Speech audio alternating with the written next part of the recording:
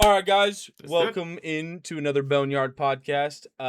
We are going to have some older guests and some regular guests. We have our very own Rooster from Bone Regiment, and we got the returning star. Everyone always loves him, HVL Legendary. First topic we're gonna be talking about today is gonna be the current war, and I'm curious to see what these boys think about the current war. What do you guys think about the start of it? That's the real question I have. What do you guys think about the start of this war? I'll let you kick it off, Legendary. So, first of all, I think this is like the first or maybe the second war this year that we actually have something that's not just North versus South. So it's nice to actually have some variety in how the game actually starts out. Uh, I mean, for once, the colonials start off in snow regions, which is nice. I think the last time we had a snow region start for us as HVL/WL was War 113. So it's been a hot minute, 17 wars. So it's nice to actually have a bit of a shakeup. So we're based in Morgan's Crossing this war, so it's been fun doing some Logi in Morgan's Crossing, doing some factory work in Allsight. And yeah, we've decided that we're not gonna play massive large facilities this war. But these from a logistics point of view, because we are right around the corner from airborne, hopefully, and we suspect that airborne is gonna be all facility based. So we are saving ourselves. It's kind of like you're expecting a new tank to come out. You're not gonna be playing tanking nonstop, 24 hours before the new tank comes out, because you suspect that's where you're gonna be spending most of your time in the live war. So yeah, it's a bit of a chill war. It also started a little bit late into December. Obviously, the devs can't predict that, but because it started so late, a lot of people are spending time with families, and realistically, it's only like the really dedicated people that are still on Foxhole right now. I would say the casual slash on off group has definitely dropped off from the game, both on Warden and Colonial side. And we, as usual, are going through the winter summer. Oh, sorry, the winter summer. Sorry, the winter sale time. So that means we have a lot more privates, a lot more recruits on the front lines, and for Logi players, that's usually a little bit of a headache because that means a lot more supplies get burnt out faster. So the war is progressing, but I will say that a lot of supplies are burning out, and it's like I said, it's realistically only the most dedicated of dedicated foxhole players that are still in this war. That's how I feel, at least. But yeah, interesting war start. There are some things that are a little bit unbalanced. This is actually one of the first wars where starting resource layouts is more colonial favored, but strategic assets are more warden favored. So we actually have an asymmetric war start, which has led to some interesting early game rushes and some early game hand exchanges. But I think things have settled in now, and this is kind of where the map is staying out. So now it's just coming down to seeing where big pushes and grounds get made, where things get tapped, and things are going to progress from there. That's my opinion, at least in the start. Bruce, what do you think, Bo? No, I agree with most of it. I feel like mainly this war is going to end up being a slow one. It seemed fairly slow at the start, but as Legendary was saying, it's a holiday time frame, so I think that's what really kicked off into it. And then I know a lot of us are saving for airborne. Don't want to burn out soon. Because I haven't even played that much this war. I've probably gotten on a handful of times to actually play, but it definitely seems like it's slow rolling. Like I don't see queues on hexes like ever right now. So hopefully it'll pick back up when some of the bigger toys start coming out. We'll see if we can kill this one before the airborne update or right at the airborne update. Yeah, I I'm I'm 50-50 on this war because I do like how it's a different mix-up. I do like how there is variety trying to be done before air comes out. I think I keep beating a fucking dead horse here. It's just so hard to want to stay in this game with other games being so prevalent and airborne being on the horizon. It is so hard to want to be playing this game. And I think this war start being so slow and with holidays being around, I'm actually curious to see what they say the player total is right now.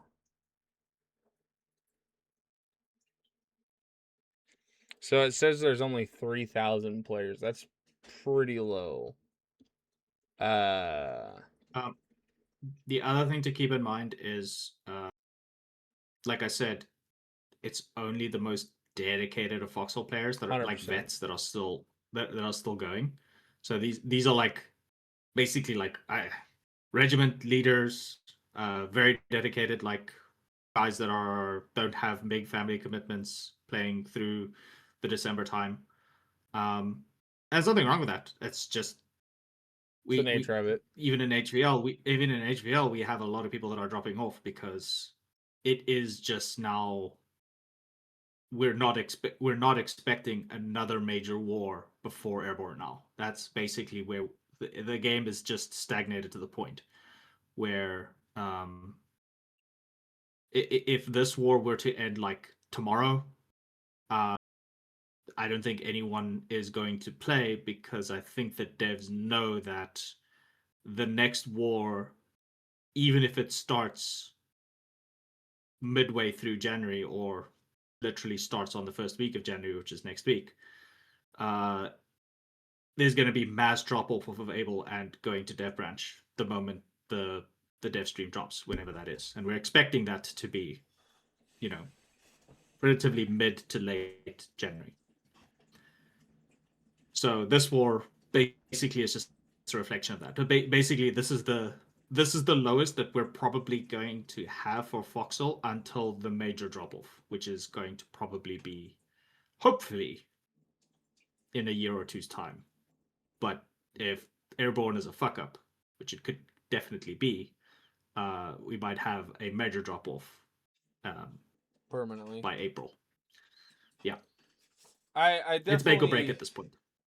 It's crazy because like I said, I've said this too. I hate saying it's make or break, but it is. It so is, and it's being seen like even now. Like people are putting all their chips, and it's hard not to. There's no other new updates to bring you in unless you're brand new to the game. You've already done everything multiple times, and the gameplay right now is still, as we talked about, there's holes in it because it's all meant for airborne to fill those holes.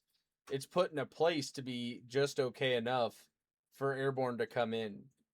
And I still think, I don't know if you're having these issues or not, but it's still plaguing people in bone. Like a lot of us are having issues staying connected.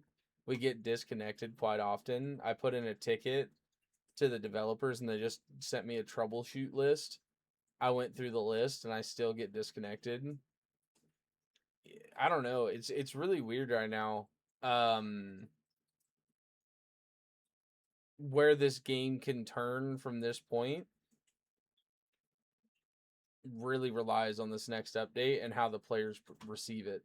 You know, I think this a lot of the players are not very forgiving to the devs for how much they do and how small they are. I think they're very unforgiving to that.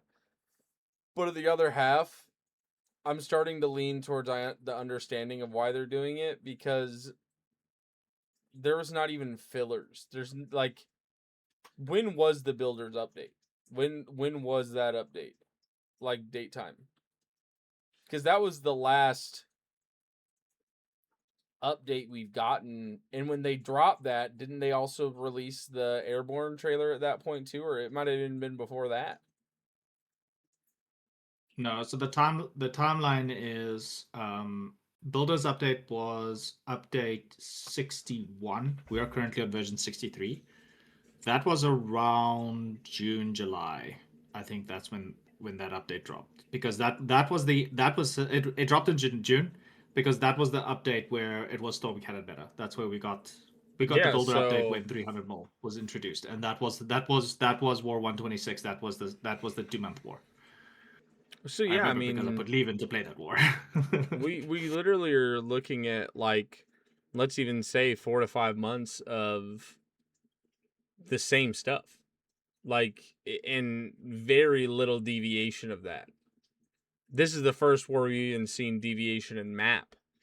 And not even to mention, the last time we've had a map revision was when they edited Origin really bad. I Well, don't know they if did. Well, we did have a Relic War last war, and I that will is say true. that the Relic War was quite refreshing because it kind of shifted up the early to mid game tech tree. Because not so much for Wardens, I will say that Relic Wars is a lot more favored for Colonials than Wardens are, because we fill in gaps in the Colonial tech tree quite significantly with a lot of the tech unlocks with the Relic vehicles, whereas Yeah. Wardens don't really get much that they Well, benefit from, I didn't whereas know Collies do. this. And I think I don't remember who told me. It was in Bone that told me this. I didn't know that the Wardens get an MPFable 40 mil push gun. I didn't know that either. I didn't know that Wait, was seriously? MPFable. Yeah, I didn't know that was Wait, MPFable. the Warden base 40 mil. You guys did okay. The I 30 thought like it the was 35 mil I 40 thought it was 40 facility. push cannon. I really thought it was facility. I really did. Because of how it's not No, rare no, to see yes. them, but it's not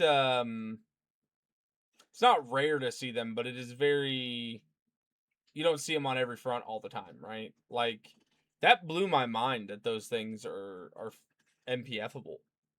And I Yep. literally am a little bit in awe, and I kind of am a little frustrated at that because I really wish the Colonials had a mobile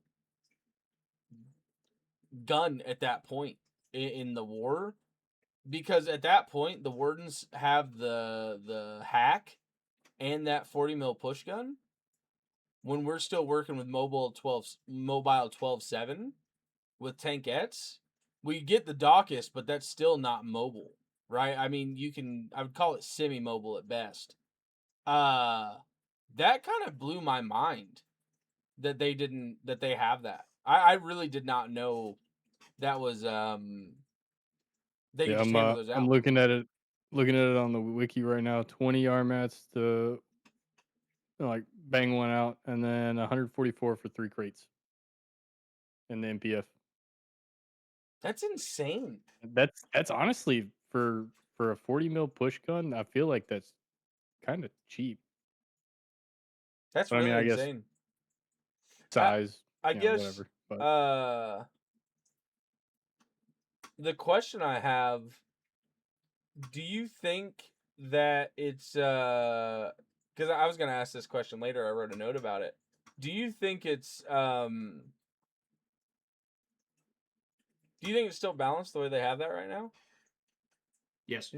Yeah. Yeah, I think it's fine.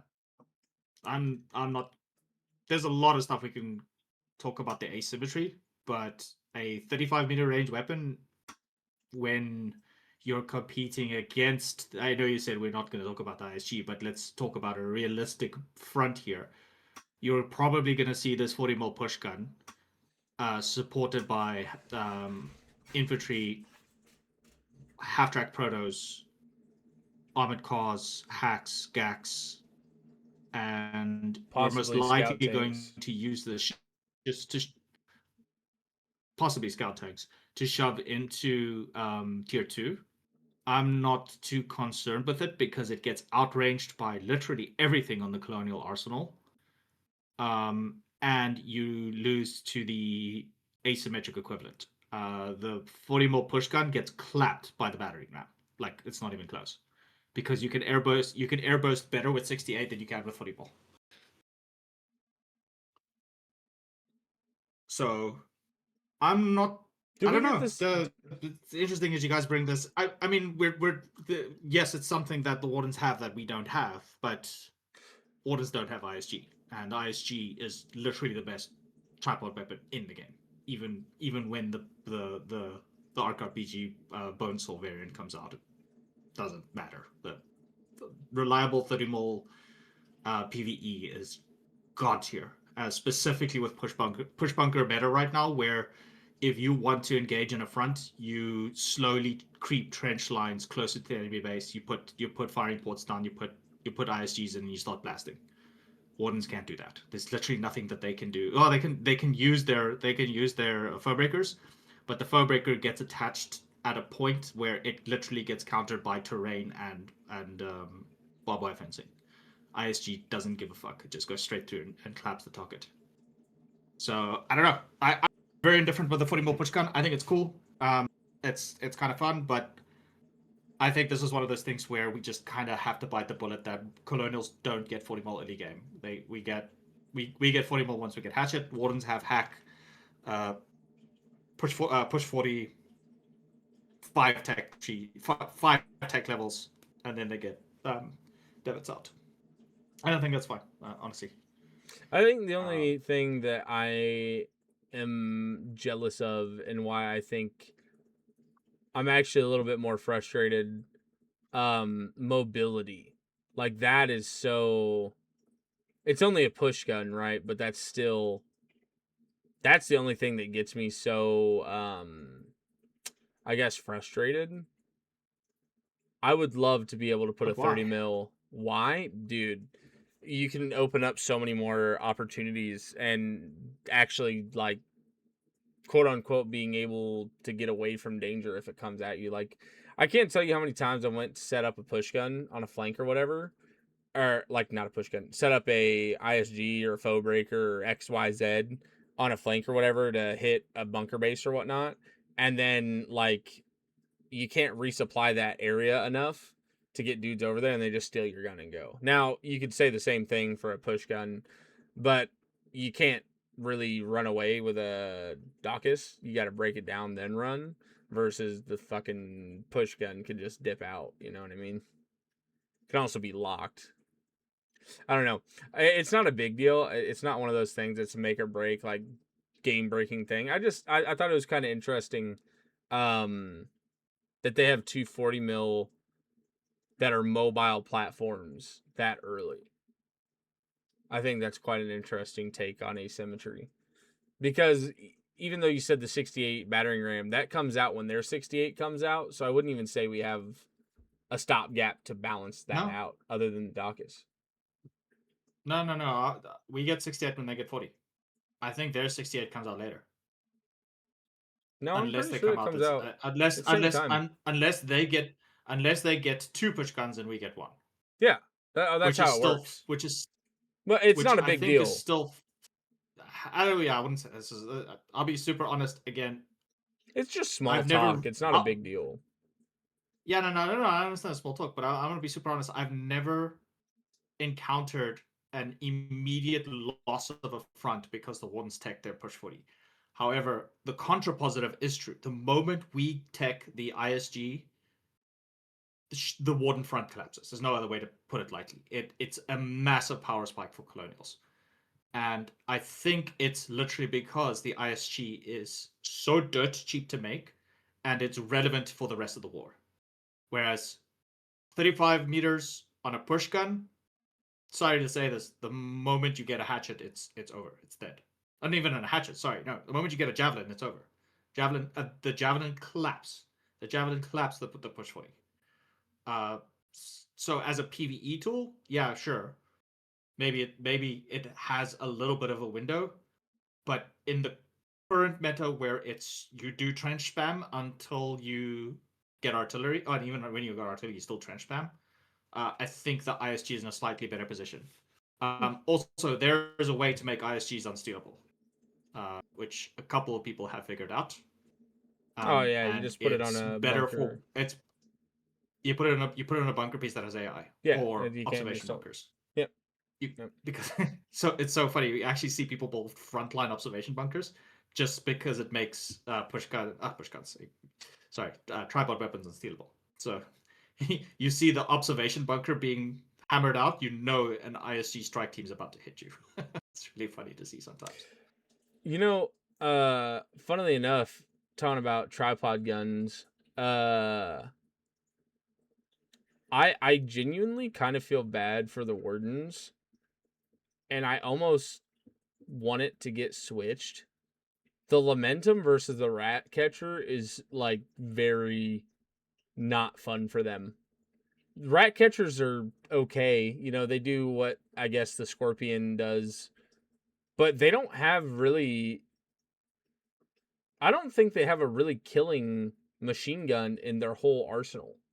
Uh, the Rat Catcher, Malone, Scout Tank. That's not a killing machine gun. That's another suppression machine gun. I don't think they have a killing machine gun on any of their chassis or any of their. I don't think they have one at all. Gast is a killing machine gun. Field machine gun is a killing machine gun. And Lamentum is a killing machine gun. All three of those are designed to keep tight crosshair and smoke wardens.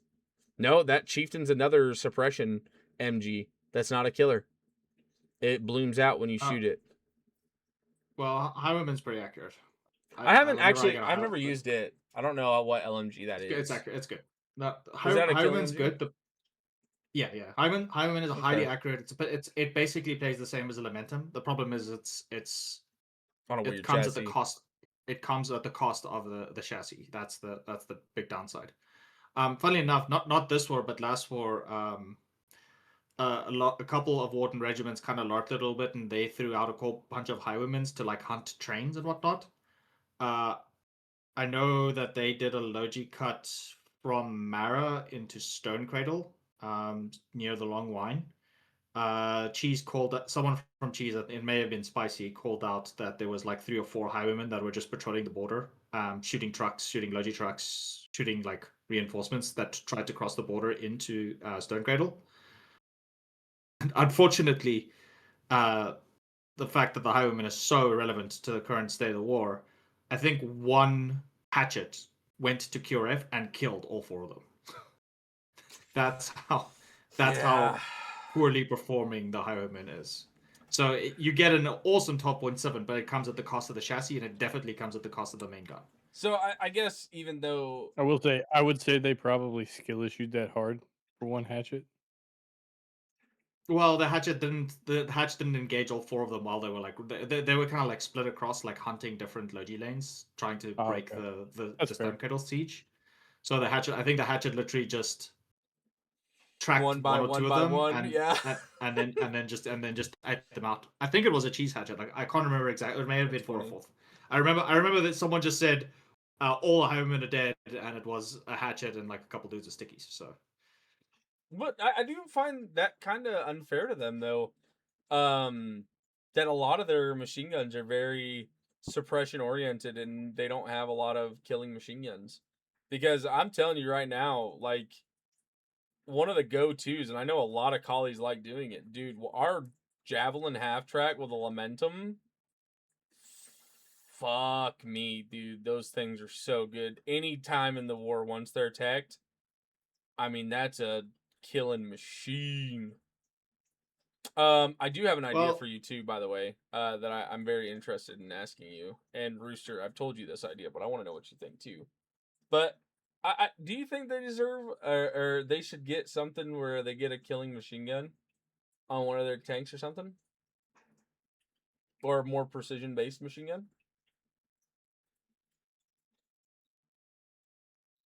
Yeah. Three first. I mean, I don't think it could hurt, honestly. I mean, the highwayman sucks, and I definitely feel like that is a killing machine gun for sure. But I mean, we've got a lot of killing machine guns on tanks. You got like the Scorpion, the Bardiche. Like we got a lot of machine gun killing tanks. So I mean, I don't think it would hurt. I feel like it'd be another move towards balance, I guess. I don't think it's super unbalanced, but I don't think it would hurt anything. or take us farther away from the balance. I'm just trying to think though, like because to me it just I never really thought about it like that case. Like, I mean, we both sides do get the base field machine gun, which I did take your advice by the way. And one of the last days of the last war, me and Medine brought a proto hatchet out, and we rolled for like 8 fucking hours, dude, supporting these ballista lines, dude. We went through like probably 80 mags of 12-7, just fucking chewing through. It was so fun. Uh, but yeah, I mean, what's your take on that? Do you think it would? Do you think it'd be fair to get them a better machine gun at least somewhere? So I would say no, and not because I hate wardens. I think this is one of those aspects where to me this is good game design. Um, the fact that the wardens don't have like a highly accurate, highly spammable machine gun, and we do. Like, let's just be honest, the Lamentum is the best 12.7 platform um, on in the game. I don't want to beat around the bush. Like you said, people toss it into javelins. People like to steal it and put it on their tripod mounts. It's really good. So just because colonials have something that's good doesn't mean that the wardens need an asymmetric equivalent. Now, I think personally, right now, the factions are designed in such a way that the weapons internally complement each other. And the reason why I say this is, sure, wardens don't have a spammable 12.7 and they kind of need to rely on their push gun to carry them over, but it makes up it makes up for that fact that wardens have a lot better PvE tools early on compared to colonials until realistically we get lunaires. Then the dynamic kind of shifts. I still think that the Cutler is better at PvEing things just because of a raw damage output. Clip it! But Clip we're it! not gonna. Wait, what? No, I just the cutler's better, and I just snip that. There's No. no context I'm- involved. Just snip it. Just I'm gonna post that on Reddit. Look, take you out of if context. if we're gonna talk about organized PvE blobs, the most powerful weapon right now is flamethrowers, and both sides have a relatively symmetrical flamethrower kit. Collies have a little bit more fire, wardens have a little bit more range, but when you attack at night with smoke grenades, range doesn't really matter, so flamethrower backpack is better. But if I were to give a weapon to any front that is reliable in its use case, does push the front, can PvE, and all round it, I would choose the Cutler. Because I still hold that at the point that the Cutler comes out, it is relevant until the end of the game. And that is good game design. It's the same as the ISG. When the ISG comes out, you put it in every single bunker base, you dump 30 crates or 30 mil in every bunker base. It's relevant for the entire war. You're forcing Warden tanks to shoot tripod weapons instead of your tanks, instead of your bunkers, instead of your placements. You're winning the war, and I feel the same. I feel the same way about the Cutler, and to a degree the Lunaire. But the Lunaire, I feel like you need a lot more people to get the same damage output that you get with lower bodies when it comes to the Cutler, and that's good game design. Don't get me wrong. I'm not here to Cutler versus fucking Lunaire discussions going down that rabbit hole. The only thing that I'm really interested in is what is good game design. And if we come back to your original point of would I give the Wardens a more accurate 12.7 because you kind of feel bad that we have a really good tripod weapon for it, I would say no, because let's dive into the asymmetry. What is the 12.7 good at? Well, supporting trench fighting that I feel collies are still better at. And it's good for suppressing targets, and then you go in with the big Hydra blob, and then you run in and you kill things. And the Hydra, by design, is better than the Satchel when it comes to per unit damage. It's the same as the Cutler. Per unit damage, Cutler's better. But if you multiply it by that with the number of infantry that you have to push and attack things, Hydra beats the satchel. Now again, 12.7 complements Hydra rushes. Cutlers support just general infantry play. And I wouldn't want to change that dynamic too much, because that's kind of like going against having that identity for collies versus the identity for wardens. I kind of like the concept of wardens in general have more unique weapons, and they have a better way to assault certain areas using traditional warfare means.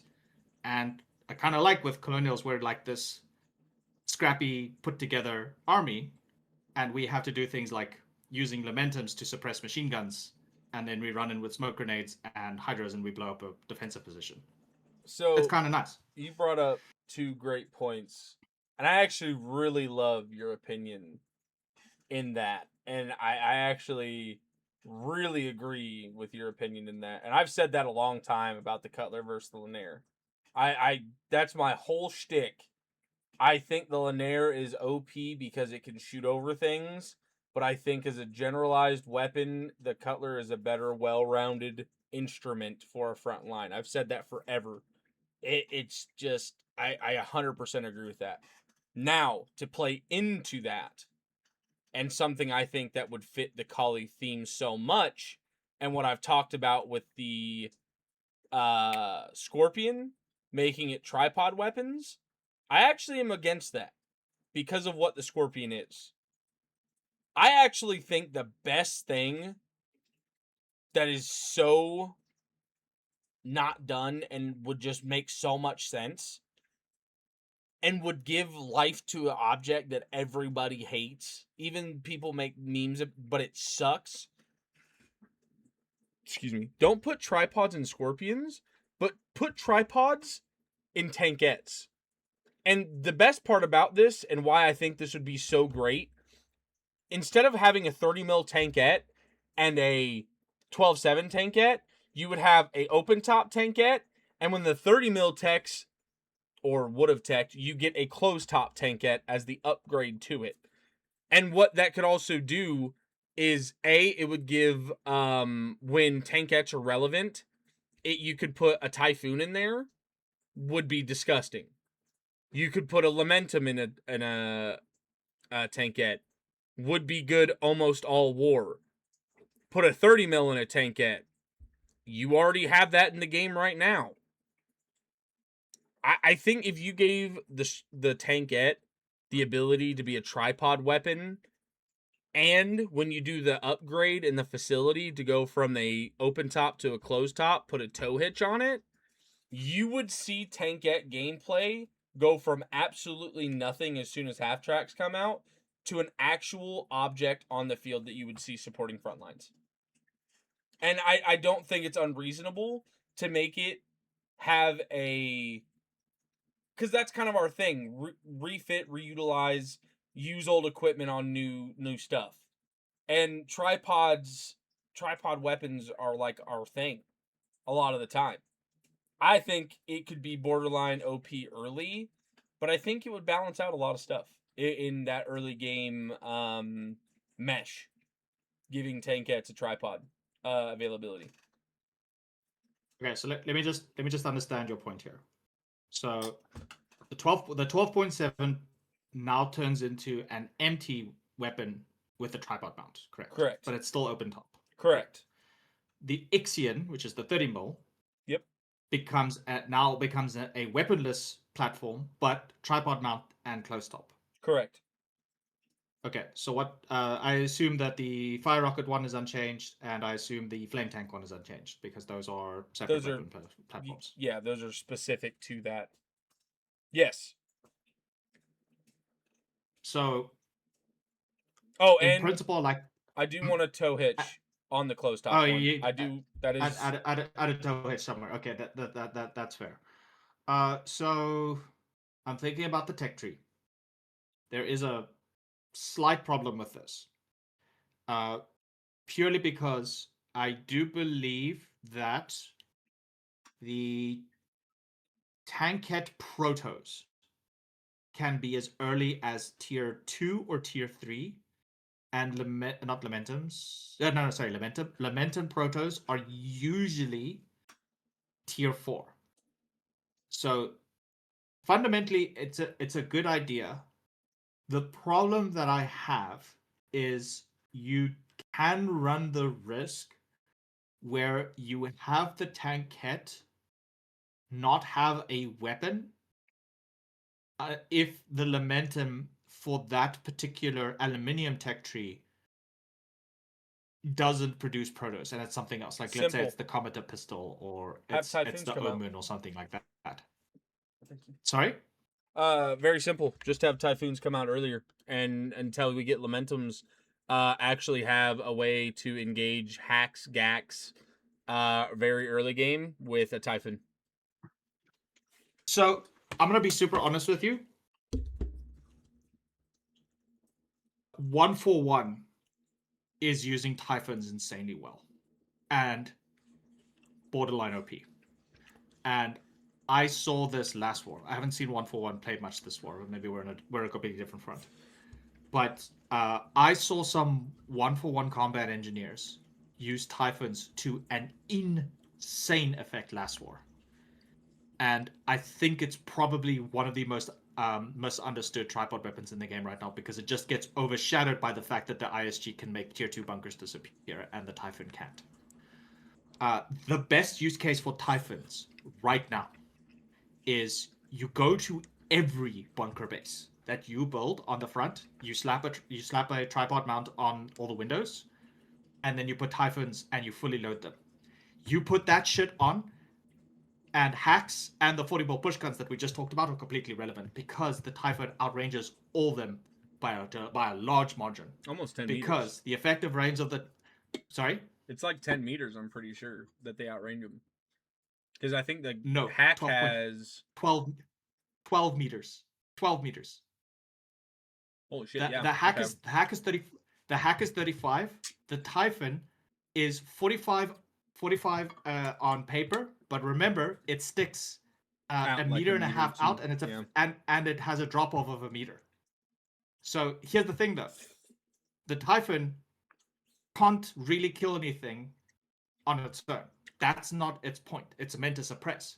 But here's the thing: if you have a hack that's pushing a road, and you have 6 Typhoons staring at the road, and you have dudes that are in bunkers, like busy hammering away and repairing it from mortar fire or whatever, those Typhoons will shred those tanks. Now, the reason why I say this is so effective is because I've actually started seeing more colonial frontline engineers building bunker bases that are specifically designed with these firing ports in it. The reason why I say this is when during last war, I'm trying to remember exactly what the front was. I don't think it was Moors. Yeah, you have foxhole stats open. It wasn't the Moors. It wasn't Lund of Mercy. It may have been Reaching Trail. It may have been Callahan's Passage. It was one of those fronts. I just kind of loaded in because people called out for a QRF because there was chieftains, outlaws that were pushing a bunker base. We loaded in. We ran to the frontline bunker piece that was busy getting like PVE'd by not specifically the bunker piece itself, but the trenches connected to it, just in front of it, was being PVE'd by like a line of outlaws. We jumped in those bunker bases and we just manned those Typhons, and they were completely shredding. Every single time the outlaws pushed forward to take a shot to shoot at anything, the Typhons would just go blam blam blam, and you hear 6 AT rifles go off at the same time, because they were all in a straightforward faced bunker line, and they were just shredding armor like crazy. And obviously the Wardens had a bit of an advantage because they just drove back like half a hex, repaired armor, and came back. But they had to do this every single day, and it wears you down. It's the Typhon, surprisingly, is now what the old Devil 20 AT rifle used to do for us. You know, when you played as a Kali tanker, like mid to late war, you absolutely dreaded going near a Warden tank line because they would pop over the side with a Devil 20, take a couple of shots in your tract or your field or your turreted, and then you're just completely screwed. That's now what it's like with the Typhon. So to say, oh yeah, let's just put the Typhon with the new tankette design, it is a little bit scary because the Typhon is still a high velocity, 45 to 47 effective meter range weapon, and the Wardens literally don't have anything that can hit it. Now, would that be cool and awesome? Fuck yes, I would love to have it. Would it be good game design? That's another discussion we would have to have.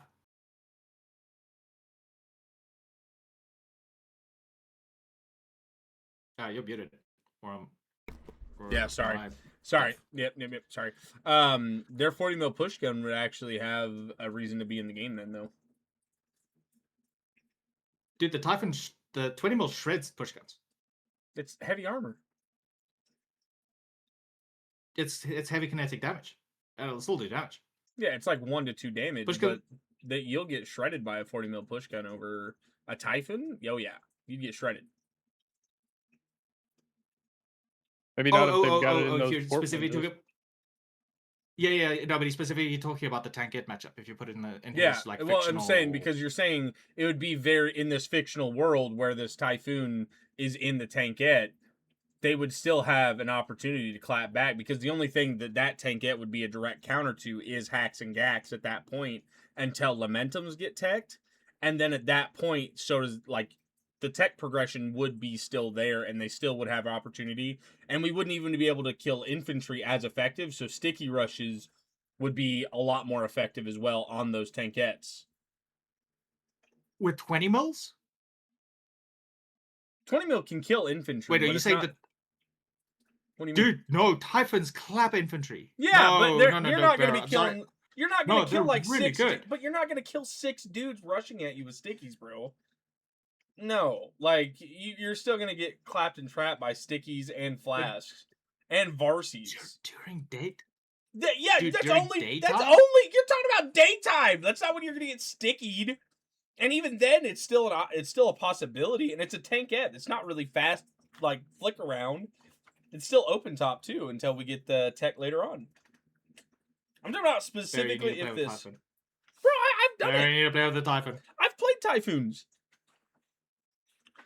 Yeah, I mean, everything can get sticky rush and killed, for sure. But he's talking about, like, a Typhoon's going to be mopping down, like, 4 or 5 people with stickies, bro. Like, pfft, not a fucking chance, dude. If I can get scrapped up by a sticky rush and a scorpion, you damn well best believe you can get sticky rush in a fucking 20 mil tankette, dude. You're going to get smashed. It'll be happening all the time. I think the Typhon is not as bad as you think. I just don't think you're going to be stopping a full rush with a fucking Typhon. Like, not maybe once in a while. You're going to lose that tankette, like, I would at least say 8 out of 10 times. 5 dudes rushing you with stickies, you'd lose that 8 out of 10 times. 100%. Okay. I'm gonna throw down the gauntlet. When Airborne Dev Branch comes out, I challenge your 6 best sticky rushers versus me and my cousin in a half track, and I'll have a Typhon. We'll throw it down. Okay, half track's a lot faster. Half track's a lot faster than a fucking tankette, but I'll make a hoplite. I'll make a hoplite. It's slower. Hoplite is much slower than a jab. Or I'll slap it on a wooden half track, which is even slower. I'll pick up that gauntlet. Yeah, let's do it. I think you're underestimating it. The Typhon is not that bad. No, 100%, it's not. Don't put words in my mouth. Really I good. don't think it's that bad. But a fucking tankette with a 20 mil in it, not a chance, bro. It's not happening.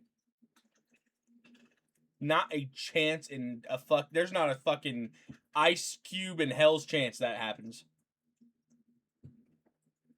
6 guys, 20 mil tankette, nah, not happening. Anyway, I mean, look, fundamentally, it's a good idea. I would say, I do see as much as we hate the open, the open top tank. I would say the only problem with your idea is I would say just get rid of the Ixion and make it a closed top tripod mount, and then it'll be fine. Because I think the Ixion comes out at a point later in the tech tree, usually 2 tech levels, maybe sometimes 1 tech level, but usually 2 tech levels after the base 12.7 one, and I think then you're in okay territory.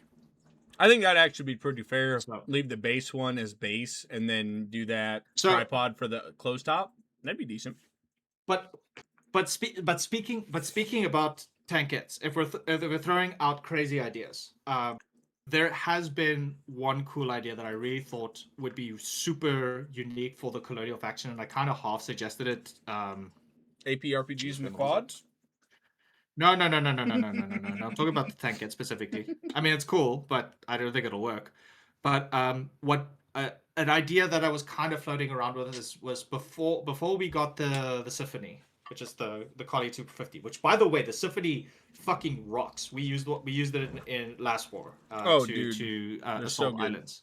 So good. They're so good for there's just because it's like dirt cheap, really good, like something that cracks relic bases very easily. Anyway, before the Symphony came out, I was pitching this concept of having a 250 mil tankette that unlocks for tier 2 facilities, which is the asymmetric equivalent to the Warden 250. So you would need the base tankette, and you would need to throw some beacons in it. I don't know. I didn't think of the exact numbers, but it was something like 50 beacons and like some A4s or something like that, and then some A1s, some A1s and then some A4s. Make it a Logi man's headache to solve. But the shtick with the tankette 250 and why you would use that over anything else is the fact that it would have to deploy like the Jester. And the way it deploys is it deploys into like a polybolos.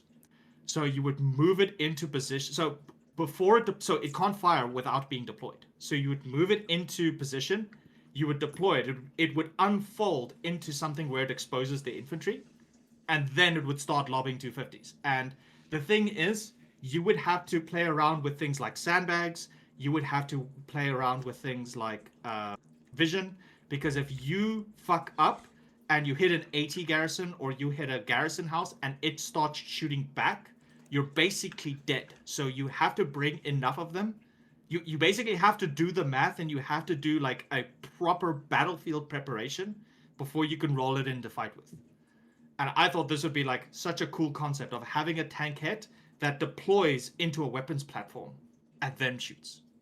And if you make a mistake, then you get punished hard. Like you hit that 80 garrison when you're not correct, when you don't have the correct angle, you don't have the correct firepower, or if you're being flanked by the infantry, or you're being hit by stickies, or you're being hit with Varsies, which would be a direct counter to this thing.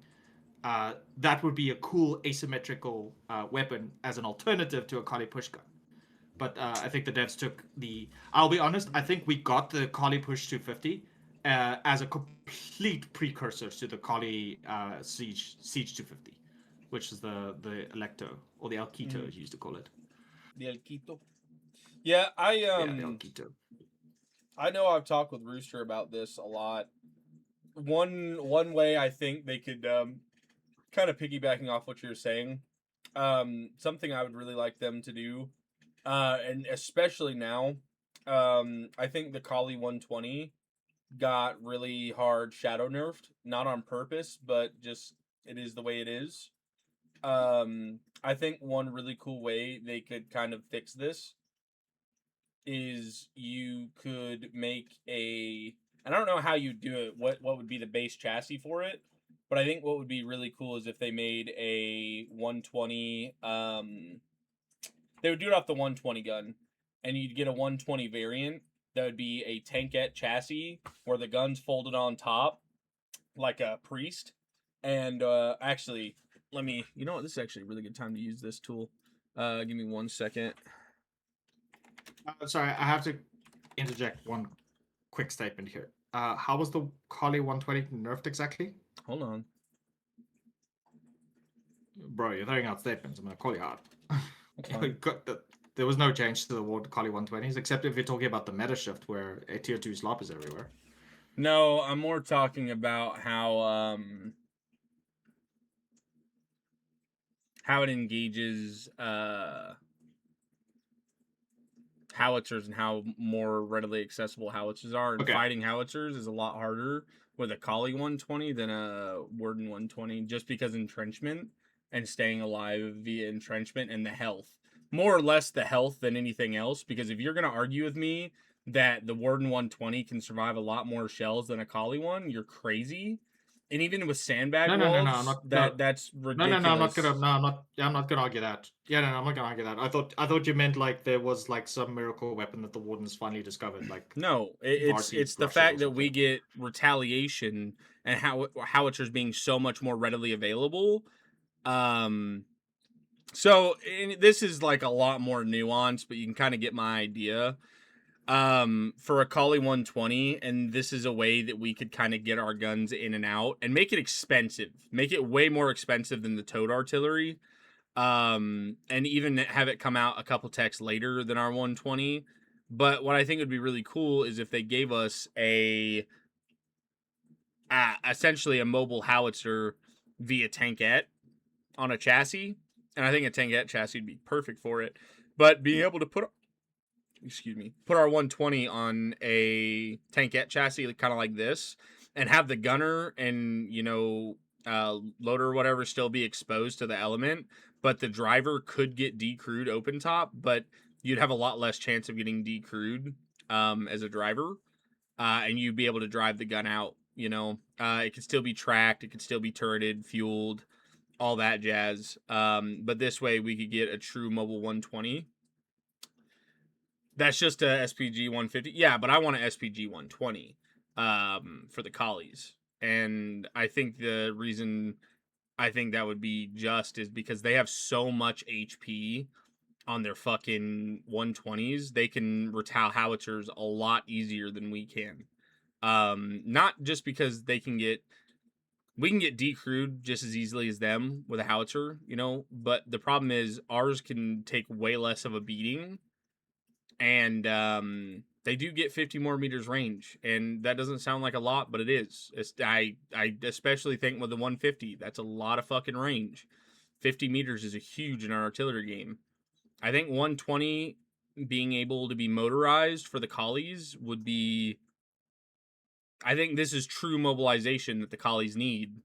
Um, you know, I'm not even opposed to having mobile SPGs for both sides 120. To be honest with you, I don't think that's even out really the question. But I think the thing is, if you're gonna say that, Mango, then then you get into symmetrical, and it's like, well, then where's our in placed one, and da da da da. I think the only reason I'm saying this and why I get so frustrated is I see Warden 120 continuously battle howitzers all the time. I don't see a lot of. I see Collies do it, but I don't see it as often. And I think it's just because the repair, like what you have to do. You know what I mean? Like both sides have to deal with pallets. Both sides have to deal out of the back of flatbeds. But the real hard part is like the health, right? Like our guns can die to howitzers. Our guns can get stolen. I really think this would be a massive buff to us, and I think we kind of need it. I think that would bring Collie 120 to be legit. I don't know. That's just an idea I had. But okay, so here's a broader question. How would you feel if all deployed push guns became uninteractable? Basically, they become structures. Now they don't get the HP buff, but I really do feel like the big asymmetric headache for me when it comes to R120 versus the Warden one is the fact that once the Warden 120 is in place, it's either there. it's there, it's over. You have to kill it. Whereas the Collie one, you can steal it, you can Get in it and keep have it in the AI back of your shoot alarm it. facility. Yeah, you can't kill it with it's just one dude with a sticky can't with 5 stickies can't kill it. But at least remove some of the vulnerability from it. But the problem is this is one of those things where you can't just change one thing. You would have to unilaterally change everything. that would So, also go for no, you couldn't do that so- because look at the heavy push guns. Stygians. That would be so unfair to them. Yeah. So this would be the one. So this would be the Collie 120. This would be the Stygian Bolt. This would be the Stockade, and this would be laughably the Warden Hades Nest equivalent. And also our Electo. It would also be our Lecter, yes, and it would be our Lecter. I think that'd be really tough to sell. But again, that's one half of the battle that I agree with between the 120 disparity. That's ridiculous. I the fact ours can get stolen, has way less health, and has less range for arguably better mobility. I don't even think it's better mobility because if you're gonna rely on like pallets and crates and tow trucks, like it's still the same. You're running it's arty. You have to have shells ran to it. It's not like there's an internal 50 shells in the gun. It's not mobile. So I don't know. I will say this much. Last war and the war before, so 121 and 128, we did 120 QRF. Now I will say we didn't do as much last war because, realistically speaking, we didn't really face like a big target in the islands. We had one frigate come and spook us for the entire war. When we played the defensive war, we used 120s really, really well because we relied on the fact that we could leave 120s inside private stockpiles in our storage depots, and the moment a threat showed up, specifically a naval landing were to happen in Origin, we were very quick to pull heavy trucks, slap a 120 gun on it, rush it to a frontline bunker, submit crates of 120 into the bunker base, and you can get a firing solution going in literally 5 minutes. That is pretty darn good. Wardens, if they had to bring artillery to QRF, which normally they don't have to because they will already have replaced their guns, but in a situation where they don't have gun coverage and they would have to QRF, it's a lot more difficult for them to do it. A lot more. Because it requires flatbed, requires crane, requires pallet, requires digging, by the time the guns are set up, the damage could have already been done. Like, realistically, in a scenario where wardens magically don't know a destroyer is coming and they don't have Naki's tech, if they had to QRF a destroyer, their only choice to do right now is mortar teams. They can't do it with 120s. We have that luxury to QRF frigates with 120s. And, and we're going to talk about airborne in just a bit, probably. Airplanes come out. If the standard way to QRF airplanes is going to be artillery guns in a different firing mode, which is something that I predicted in my YouTube video like 6 months ago, collies are going to fucking slap it. And that is something that wardens are going to have to struggle with. It would have to be the meta of wardens are going to die on M-subs pre-placing artillery guns, which might not be good for them. And I know your brain is ticking, and I know you hate wardens. No, I just had the best idea ever. Think of our poor boys in blue. I pointed the wrong way. Think of our poor boys in blue who need to QRF things like airplanes using, That just made it so much better, though. You don't understand. If we can, and this is a big if we can't, this idea is fucked. Brewster, are you muted, bro? Are you, hello? Yeah, I'm still here. Haven't heard you in a while. He's noodling. He's in the nudes, dude. He's in the nudes. So here's the deal, right? Here's the craziest idea I've just had. If this comes true, fuck my SPG 120 idea. I do think 120 SPG should be a thing. That rest. If we can drop a 120 and a pallet of 120 via airborne for actual artillery support via backline being encircled, do you know how fucking nuts that will make landings? And that's where the Collie 120 could shine. I mean, it could really, really shine. If the Collie 120 can be airdropped with pallets of ammo, I mean, dude, that would be the most insane support ever on an actual airborne operation. Howitzers are going to have to be 360 at that point. You can't have them all facing one way. That would be fucking nuts. I like, that's when you just said that airborne, it fucking clicked. That's a mobile 120. Click. We are the only ones that has a mobile arty gun in the game. That would be well, Wardens have insane. their fire. The Wardens do have their fire rockets platform that they don't build. Oh my god, that could be crazy too. The wasp nest being dropped in the back line with a pallet of rockets. That would be insane. That'd be pretty cool. That'd be cool. That'd be really cool. Here's a big thing though. Not to go too wild into everyone because I think we are gonna yap about it a little bit more intense. But I actually had one thing to talk about more for current war, and this is something that some people have. It's very relevant to the current discussion about having tools to fight bunker bases and stuff with. But a lot of people have been noticing the current meta of War 130, and it raises some interesting questions that I think values debate. And that is right now, in the current war, the way that the fronts have been shifting have been tap ups. Because on both sides, the majority of bunker bases and bases dying have not been from coordinated frontline pushes with artillery guns.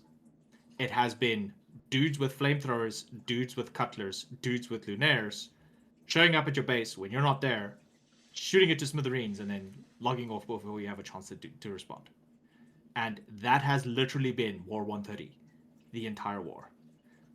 If you look at Tempest, Tempest is blue right now because that's what happened. Like a whole bunch of gunboats showed up, they shot a whole bunch of stuff, and before collies could mobilize a QRF, the gunboats disappeared. And then they just kept doing this for days and days and days and days. And then eventually all of Tempest turned blue. And the Basin Sinnoh turned green, literally in a span of 4 hours, because collies took the border bases. They dumped a whole bunch of PvE tools in the border bases, and then we just Zerg rushed and we literally destroyed everything in the hex before the Wardens had a chance to mobilize. And right now, this is the current meta of the game. Every single day, we have to deal with flame attacks, landing on open and exposed beaches. They go inside bunker bases, they burn them all to a crisp. Before you have a chance to even pull a fire truck, everything is dead. And a lot of players have, funnily enough, the damage and either man have started like keeping track of warden partisans that they discover, and they like alt click on them to get up the damage dealt screens. And these are guys that have like hundreds of thousands of like structure damage, like 200, 300, 400,000 units of building damage. But then if you look at their player damage, which to be fair, when you kill a player character, you at most do 100 damage per kill, as opposed to like a bunker base that has several 10,000s, if not 20s or 30,000s of HP. These guys have minimal amounts of actual like player damage. And I think that's kind of an interesting thing to talk about, where right now we are in a situation where the map is so open. Collies don't have the bulwark to hide their buildings behind, and Wardens don't have their natural, like pre-designed Fortress Maximuses inside or in between mountains to defend themselves against Collie partisans. Now that the battlefield is literally wide open, you could just land a barge or land an APC in a backline, and you have all the tools that you need to go do PvE. Is that good for the game? Is infantry too strong? And are nerfs around the corner? I guess that's the big question. Bruce, what do you think? I don't know, it's a lot. He might have fell asleep. Not gonna lie, he may have fell asleep. But it has been a pretty rough day. Now this ramen was hitting. I didn't catch a lot. I know there's a little bit of talk about airborne. I mean, if that's what we're getting into now, airborne's gonna be Well, insane. I do like the idea of the 120 shift you were talking about, being able to use that. his question was there's so much there's so many tap ops happening right now in the war, and there's a lot I of mean, players with high damage but not player damage but structure damage. People are going around with flame packs just setting things on fire, and there's not really a natural lines being drawn like with the bulwark and natural choke points that the wardens usually cut off.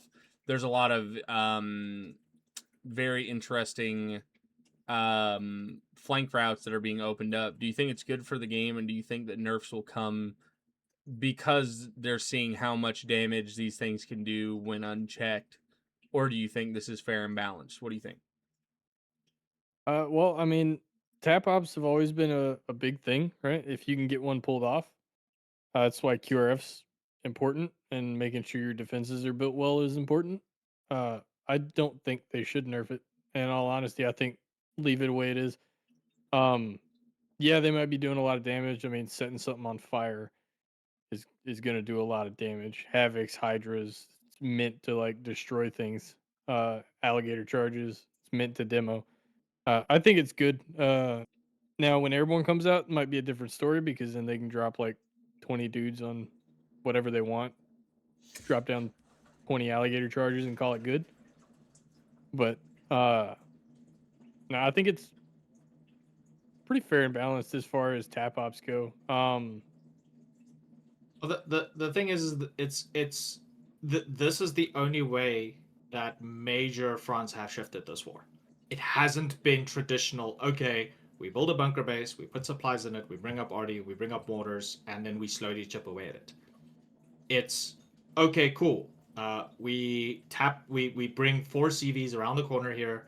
They're filled with hydras or satchels. We run in, we destroy the relic base, we submit all the logi from the CVs, which is going to be shirts and more hydras or havocs or satchels, and then we just go and destroy as much as possible. The QRF eventually loads in, and then tomorrow we'll just come back and do it again. This has been every major frontline shift has been this tactic. And I mean, it's you also yeah. gotta think about the population, right? We've had lower numbers the past couple of wars than usual. I'd say at least this war for sure, because burnout and people are saving themselves for airborne. So people are kind of like waiting on that. So the player numbers are smaller, so you're not going to have that many experienced people on the front to actually make those pushes that we're used to, and make those plays in straight frontline combat.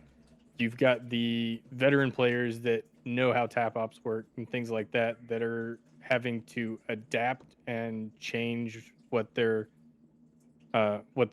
game plan is, because you've got a front filled with a bunch of new players that either don't want to listen to people, want to do their own thing, or that don't have their voice chat enabled or don't know anything about the game. They're just grabbing a gun, running to the front, and that's not really going to do much. So you've got a lot of the veteran, more experienced players trying to shift Adapting, I their think, is the own word. game plan. Yeah, and doing what works right now. Right. But So if I don't know. Hold the on. scary part now, Hold on. the scary part though is, as Bears, well, I agree with Bear, the fact that devs are probably looking at this and they're going, "Huh, that's strange."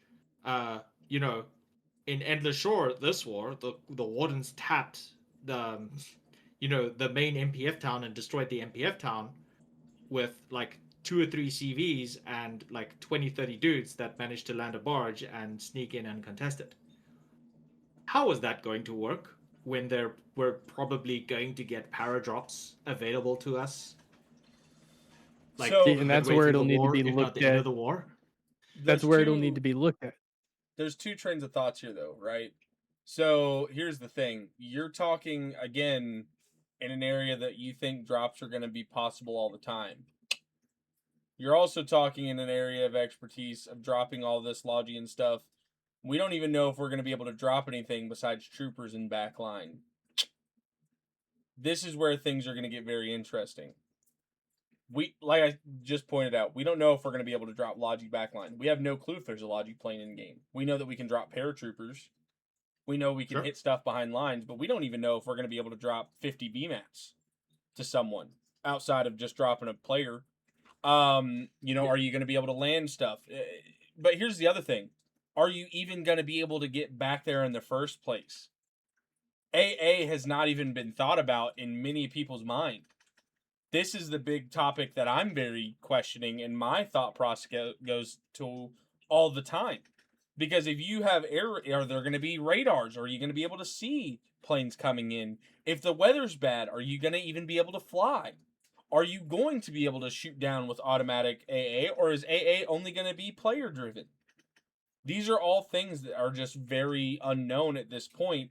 Now, let's hypothetically say that we can drop players in the back line. We can get players and Logi in the back line well supplied. We do have a supply route via the air. How much damage can they do in the back line before something happens? Well, one, Rooster has a point. There is a very...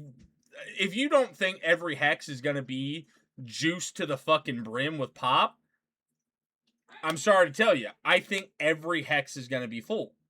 I really think it's going to be a hop and war for both sides. I think that there's going to be a very heavy strain on the network. But let's even say that there is a light hex, quote unquote, you do an airdrop in Calakai where there's not a lot of people. There's going to be so many people in queue looking at that, home region, dap right in. The population's a massive thing, but we're talking about the possibility of if things can get back there. If let's say that you can get back there and do that, the population has a massive thing with it. But here's the other thing: radar stations, weather stations. Are we going to know it's coming? Because if I see a plane in Sableport heading southbound to Red River, or I see it starting to cut up tail north, and it did a J-turn, I know they dropped in Sableport. Am I going to be able to predict where their plane is going off radar blips? Am I going to know the speed in which it goes? There's so many things. And here's the other part. So many people are going to be in the air. Are you going to, do you really think you're going to be able to slip past all the air battles going on all the time? Slip past enemy bounds and then do your drop? Because you're going to have to go through Fairnet, Westgate, King's Cage, Flynn, Dead, Claustra, Marbin, Stilkin, Endless. All those places are going to be fucking filled to the brim with planes. And if you're going through Tempest Island and Fisherman, I guarantee you the only thing getting placed down there is AA and fucking Anti-Arty. You also got to think infantry, about fuel consumption.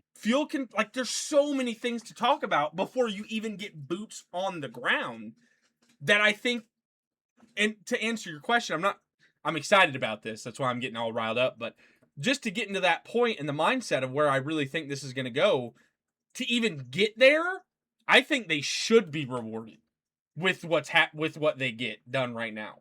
I think to get that logistical feat of getting dudes back there, they should be able to fuck your shit up. That's my personal opinion on it.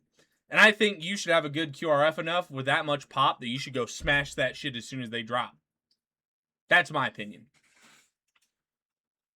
What do you think, Rooster?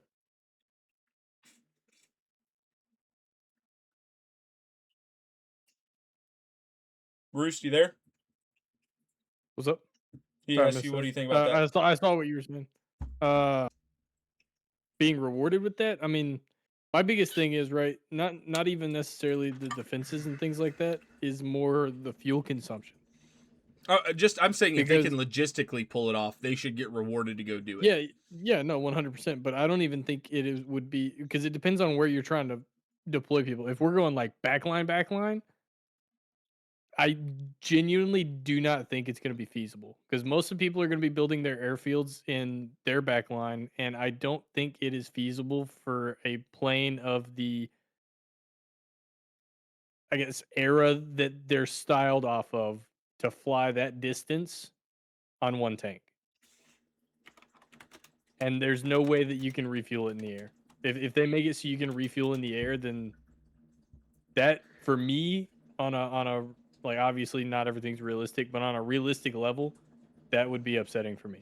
You should have to land in an airfield to refuel your plane. Or don't make me get my tinfoil hat. Aircraft carriers. So I feel like it's just too big. no, I think aircraft. I don't think we're gonna get aircraft carriers. I It would mean, be cool. I'm just saying. It'd be cool. It'd be They cool. It'd be said cool. Don't be wrong. they're But- adding a lot of shit. We didn't expect dive bombers. We were only expecting bombers and fighters and maybe a recon plane, and now we're getting dive bombers. I do not think it is out of the question that this will be more than just a plane update. I think Navy has a lot of stuff going on, and it's already been shown that we're going to have torpedoes on boats or on planes. So it's obviously been thought about, the interaction between airplanes and boats. That has definitely been a thing. I'm not saying I'm right. I'm saying it's not a 0% chance. I think it'd be fucking nuts. I think that would completely change the way we think about the game. But really, it's just a bluefin for fucking planes. If we're really going to talk about it like that, it's just a bluefin for planes. Real shit that you can land on top. It's a mobile... It would literally just be a mobile hangar that they're going to make. So, is it out of the question? I really don't think so. I think it's a possibility. Is it likely? I doubt it. Okay, so let me put it this way then. And then I think we can open the door to this because clearly we want to talk about airborne, so we'll talk about airborne. Come on, But- you know? But yeah, but I want to close off this topic though because Yeah. I think that this values debate. Yeah. How much you guys you both of you said if you're able to pull it off, you should be able to be rewarded. What is the maximum possible reward that a solo partisan, or let's say at most a team of 5 or 6 to 10 partisans can achieve if they manage to do this magical paradrop in a backline? What would you say is the absolute maximum that they're supposed to do? Because I don't think a solo guy or a team of up to 10 players should be able to roll a hex, because that's currently what's happening this war. You have enough people. Okay, it's arguably a little bit more. It's probably like 30 people, sure. But I still think that if we're opening the door, that we have high mobility when it comes to becomes with airplanes, and let's assume that you can drop CVs, and let's assume that you can drop push 250s, or you could at the very least drop something that allows you to pull satchels out of it, or to, drop in the back line, hammer out a thing, submit it, and now you have a area of operation from in the back line. What is the most amount of acceptable damage for both of you that this airborne partisan team, or just in general backline partisan team, should be able to do? So, I want to start this one off. Rooster, gather your thoughts on this. Because my take on this is, again, I think that I think it should be logistically very fucking hard to do. One. I am going to give you my take right now on partisans and where I think partisans should get rewarded later. Partisans right now have a lot of exploits that they can be using right now that is very wishy-washy, that I don't like in the first place, that already get rewarded. I love the guy falling parachute, but there's been a video of him going into a Warden Super Heavy, exclamation point unstuck, and then driving the tank away. That type of shit is already in the game, first of all. Two, I think that there's a lot of things in the game that allows bunker bases to get partisan very easily by the shitty game mechanics that could be remedied very easily by the developers. But I think the easiest way to fix this balance of how good a fucking partisan can be is really fix builders. I don't think that's the partisan's fault for using these shitty exploits. I think fix the fucking exploits and give builders a better chance to fight back. I think building is the better way to go about it, rather than hurt the partisan in doing his great job and shitting on his efforts, I think make his job harder by giving builders more tools. 1. 2, I think for your actual question of how much should we reward a player or 5 players in a warden or in a back line, well, I think again that goes to the builder's question. How hard can I make it for them to get back there via AA? Is it going to be easy to slip past my lines? If that question is no, I think they should get rewarded to get their hands, in back there. But again, it's more based on the builders of how partisans act than it is how the partisans act because they are so good. I think builders can minimize a lot of shit. I think the devs giving rocks on the edge of each mountain away for people to run around and for there not to be actual cutoff points, I think that's bullshit. Because I think if that partisan really could find a way in, he should really go find a way in. Not he always has a fucking out on the edge of bounds. But then again, it's all in the builder. It's really not on the partisan. Because let's be honest, the only reason partisans are a thing, or really fronts are a thing, is because we neuter builders. That's a fact.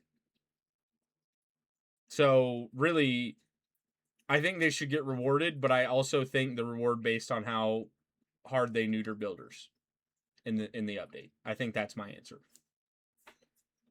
I genuinely don't disagree with anything you said there. I really think it's on the builder.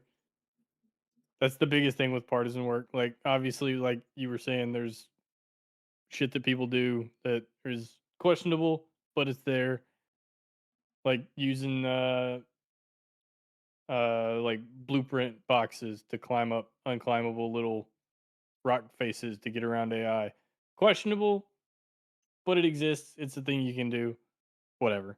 But I 100% agree in terms of it's on the builder.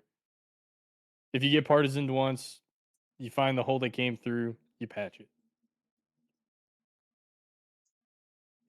But at the same time, it's really gonna come down to what actually gets added with airborne as far as the paratroop goes in. Like I definitely think that they should be able to do some damage, but logistically, it also would depend on what they can bring with them, right? Because we also got to think. I feel like there's gonna be like a weight limit to the planes, right? Like an encumbrance, kinda. That would make sense to me. Like I can't just load 500 pounds of explosives on this plane because it's not going to fly. What, Right? you mean I can't strap a David Crockett to my ankle and dive in? Exactly. Right. So like, I feel like there's definitely going to be some sort of encumbrance, something to do with the planes. If there isn't, that's going to be a little bit mind-boggling to me because good luck trying to find a plane of this era that can fly with 1,000 pounds of weight on it, on top of what it already weighs. So yeah, I mean, I genuinely I don't think they'd be able to bring that much back in the first place, but I think whatever they can bring, they should be able to do what they can. Whatever they can bring, damage whatever you can. It's one of those things, you get a group of 10 dudes to sneak behind a baseline and you've got a couple of hydras and a flamethrower, set what you can on fire and blow up what you can, and then get the fuck out. Casually dropping a super heavy tank. Yeah, casually just dropping SHT into the fucking into the back line. I think that's a very valid thing to add on to what I was saying. Again, there's so much there's so much questionable stuff we have right now. Like, what are they going to be able to bring? How many dudes? Now let's theoretically say that they can bring 10 guys on the back. How much logi is this uniform going to allow? How much does the parachute weigh? What do the inventory slots look like? Are you going to want to bring a gas mask on these runs? How many slots do you get? These are all things that you have to really beg into consideration. And again, I think it's more on how much the devs neuter the builders. If you guys, Legendary, I don't know if you remember when they said this, but when they added, like, there's a mountain, right? And then there's the ground, and like mountain, ground, and then right here they always give a little rock jump up for people to get around. I don't know if you know what I'm talking about, but Yeah, that's yeah, like I know on exactly. every single. Yeah. That's for pathing for people to get through. Like if they took those types of things out, I think there's very little excuse for builders.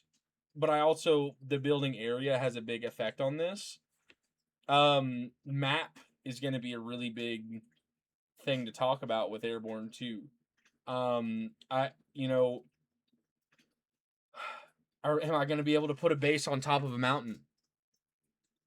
Am I going to be able to shoot arty off top of a mountain? Like, there's so many things that have to be thought of and done and patched and, honestly fucked with before we can even give you a real answer. But again, how bad are they going to neuter the builders? What do you think, I Legendary? think I think the scary part. This is the scary part. If we're going to be okay with the fact that if they are able to muster the logistical headache, the logistical puzzle of getting into a backline, that they're sort of free to sort of go around and cause trouble with the tools that they brought with them, and obviously this will be dependent on the allowed amount of tools that get in there. The effect that this is going to have on the backline meta is going to be you're going to have more people being isolated in their like designated areas that they want to build to protect themselves against people who manage to find these cracks and crevices to get in from. And this is going to lead to more people going into certain areas and saying, listen, you cannot play here. I'm playing here, and I need this as an AA gun or a minefield to protect against a tap up that can happen from this thing here. Now, I am worried. Large regiments is going to be severely iron fisted when it comes to interacting with people around us. If the devs are cool with partisans exploiting the mobility of aircraft to get into backlines to disrupt Logi, we are going to have to accept that regiments like HVL, like T3C, like 141, like UCF, we're going to go and say, listen, we are taking all of Ashtown. No one can build here because we need to build our infantry kit factories, we need to build our shell factories, we need to build our tank producing factories here, and then we need to encircle it with base defenses. And you guys got to get to play here. If you wanted to build your large facility here, if you wanted to build your thing here, if you wanted to claim this coal field, if you wanted to build the salvage field, sorry, too bad. Because the devs are allowing people in paratrooper planes to drop 10 dudes in the backline with satchels or flamethrowers or any number of different explosives that we have to worry about. And it's going to be lockdown. I am just worried that specifically for backline partisan gameplay, we are going to enter an era of prison architect where we're going to have to lock ourselves out of our own facilities to protect us against partisans. Now, of course, this comes with the caveat of there are certain parts of the facility you just need to defend. If you're going to be producing nukes, if you're going to be producing BTs, if you're going to be storing RSCs, yes, absolutely, you still have that. You still have these like large bunker bases with concrete and howitzers and fire trucks and stuff, everything. I'm not saying that needs to go. But if I just want to build a salvage field facility, which is incredibly low risk, it's like you build a couple of 3x1s, you put some engine rooms in it, and that's it. Problem solved. You solve most partisan problems because it's really difficult to get there. But if that is going to be vulnerable to a paratrooper plane dropping dudes with satchels in your backline to destroy everything that you build every single day, and they hit you when you're not online, that might be a problem. Now, I will say that this comes with the caveat of maybe this is just a pop related problem. Maybe airborne drops and we have 60,000 people playing, and every hex has 1,000 players in it, regardless of where you play, that might not be an issue. But remember, we do have to acknowledge that not everything should have a mega fortress defending it. And if airborne allows for this level of mobility, I'm just a little bit scared that the way that we counter it, like I said, is large regiments are just going to lay down the law. Well, maybe not I HVL will think, do it, but I know for a fact that Air and Soul, if they're gonna have to like build a mega concrete fortress to protect Well, they two can get BT banned, pads too. producing their BTs, they fucking will. Air Well, doesn't take shit. they can Sandville get banned just like anyone else, though. What are they gonna fucking But demo them that's off but the field like that? I mean, to build confrontation. defense. But remember, to build defenses, now we have to argue. Now we're going into the territory of what is more fair for the faction: building a salvage field, or putting defenses at that salvage field so that partisans can't get in through a regular path. I mean, And but this here's has always been a discussion between like backline banker based designs. You don't build a LARP facility at a bridge. That used to be a thing. Nowadays, people don't really care as much because if the enemy gets to the backline at that stage of the war, it's kind of like it's Jover anyway. So why put up resistance? I think this is where it's going to come to the devs are going to have to put very strict lines on how this all works, and I think video evidence is going to be more evident than ever. I don't think that it fucking matters if T3C SOM 82DK comes knocking at my door. If I have the tent down first, I have claim. And I think the better way that people are going to learn to approach it or get banned is going to be, hey, I know you want to build this. I just want to talk about the things that we need to talk about, XYZ. This needs to be here. I will help fund it, XYZ. Because here's the thing. If you try to brute force things, you're going to end up having an ACA versus WLL situation where people are just getting mass fucking banned. And then the whole faction fucking loses because we're losing very valuable players over very stupid shit. And the thing is, it's very clearly stated you cannot harm other people or their intentions. You have no fucking right over that area if they have claim to it. Whether you need that area for vital defense or not, you can't break the fucking TOS. You can't kill people for their land. If they have claim down, I mean, tough shit. You know what I mean? And there's not even rules on who can own land or not. But you can't just fucking kill people or destroy their buildings. You know what I mean? So it's going to be more of a working together to fix said issue than we're going to brute force you out of here, because then people are going to get banned and they're going to figure it out real quick. Alt accounts or not. I think it's a work together. And I understand that, but the scary part is there's also a clause in the game saying thou shalt not play disruptively. 100%. If I say I'm building a railstorm cannon facility on this coal field, in between this coal field and this salvage field, because that's realistically where RSC facilities go, and then I say because of the current balance in the game where dudes can paradrop on top of my base, I need an additional 100-meter perimeter around my facility, and you're not allowed to come anywhere near it. And guess what? I'm in a 400-player, 500-player, 2,000-player regiment. If you come within 200 meters range of my facility or 200 meters range of my bunker base, you are getting demoed, because I don't want you to pull your LARP in front of my defenses, because that's disruptive. Well, then you better build up quicker. The thing is, it's building in claims. That's the thing. If he has his tent down and then you make that claim, tough shit, get hit. Like, that's where it's going to be very vital to be on day one. And if you're not, tough shit. Like, that's the reality of what it's going to turn into. But here's the deal. Let's say that you want to do that, but he has his tent down there. Tough shit, dude. Like, that's the reality of how it's going to be. It's going to be real cutthroat. Civil wars will happen. People will get banned. But just as much as you can't disrupt them, you say, I need this area. And I'm not arguing you, but I'm saying the situation of they had their tent down and then, well, we had this, we need this 100 meters. You can't go disrupt their gameplay. They had their tent down. They had their structure down. They had plans.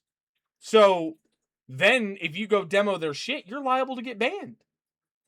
It's really like not a great system. And to be honest, I really hope they do strictly put down bans, or you're gonna talk about losing not just fucking like vets, you're talking about losing like a lot of population. Because imagine doing that to like a big name. What if fucking you did that to Summit 1G and you didn't know it was Summit 1G? Like, I'm telling you, dude, it's gonna be a claim first system, and it's not gonna be great. And it's gonna be tough shit, but get your encampment down, get structure down first. Otherwise, tough shit, get hit, build your area quick, because if you don't, shit out of luck. There's no other way to it. Like, whether what needs or not, that's the fucking rule and lay of the land. It doesn't matter if fucking Sigil comes beating down trying to. Sigil has no fucking claim over it. There's no in-game rule over it. You can't disrupt other people's stuff. Just remember, if someone that is well ingrained in Sigil goes and, like, let's say Grumpy Old Moose says, "Hey, listen, I would like to produce public BTs for the colonial faction this war." T3C is going to commit to doing that, or let's say it's Knight or someone like that. But let's use Moo. And Moo says, "Okay, I'm building nukes and I'm building RSCs, and I'm going to be producing that for the colonial faction. To achieve this, I need all of Kalokai, because normally I would only build Sataria and I would only build like the outlying Tough shit. salvage fields, right? But now, tough shit. Because of the current meta, I need 100 to 200 meter perimeter to protect myself against paratrooper planes dropping partisans on top of my factories as they're printing. Because let's not beat around the bush here. Both sides use alts to scout facilities before they get hit. They go, "Oh, Railstorm cannon printing here. Cool. Log off. Hop on my main account, and then off I go." That's just what people do. There's no way to go about it. They know. They are nerds. They just know about these things. But now, Moo is going to be like, "Cool. If you want T3C to stay colonial," he's going to go. They might go to Sigil and be like, "Cool. Guess what, guys? I need all of Great March. Great March is the T3C hex, and I don't want anyone to build here. So don't give off claims to anyone else. All the salvage fields are mine, all the oil fields are mine, all the core fields are mine, because I want to build bases everywhere. I don't want LARP there." It's tough shit. And then T3C logs on and they send their 200 players to build an encampment at every square inside the hex. That might be a reality that we run into. Okay, I mean, if they, like, here's the thing. Again, we have to see the capability of planes before you start. Like, that's, again, super deep left field. Possibility, maybe. But that's so left field. I would argue to say that there's way better ways to fucking deal with planes getting that far back line than I need the fucking whole hex. Why not, hey, let's go look at every front line and see where there's holes for AA networks and go build bases everywhere via, I'm going to literally nuke my own regiment and come off as pricks to everyone and take a whole hex and just literally throw our name through the fucking dirt and possibly get banned if we demo someone. Because even if you had 200 players, the fact that you're going to try to think that you're going to get all those claims off first, you're fucked. Like, there's no way you get a whole hex claim like that. There's going to be better ways to do it. I feel like there's way better ways than just fucking saying, "Fuck everyone, we are better than you, we are going to take precedent over this area." There's no way. If it came to that, the game would be dead.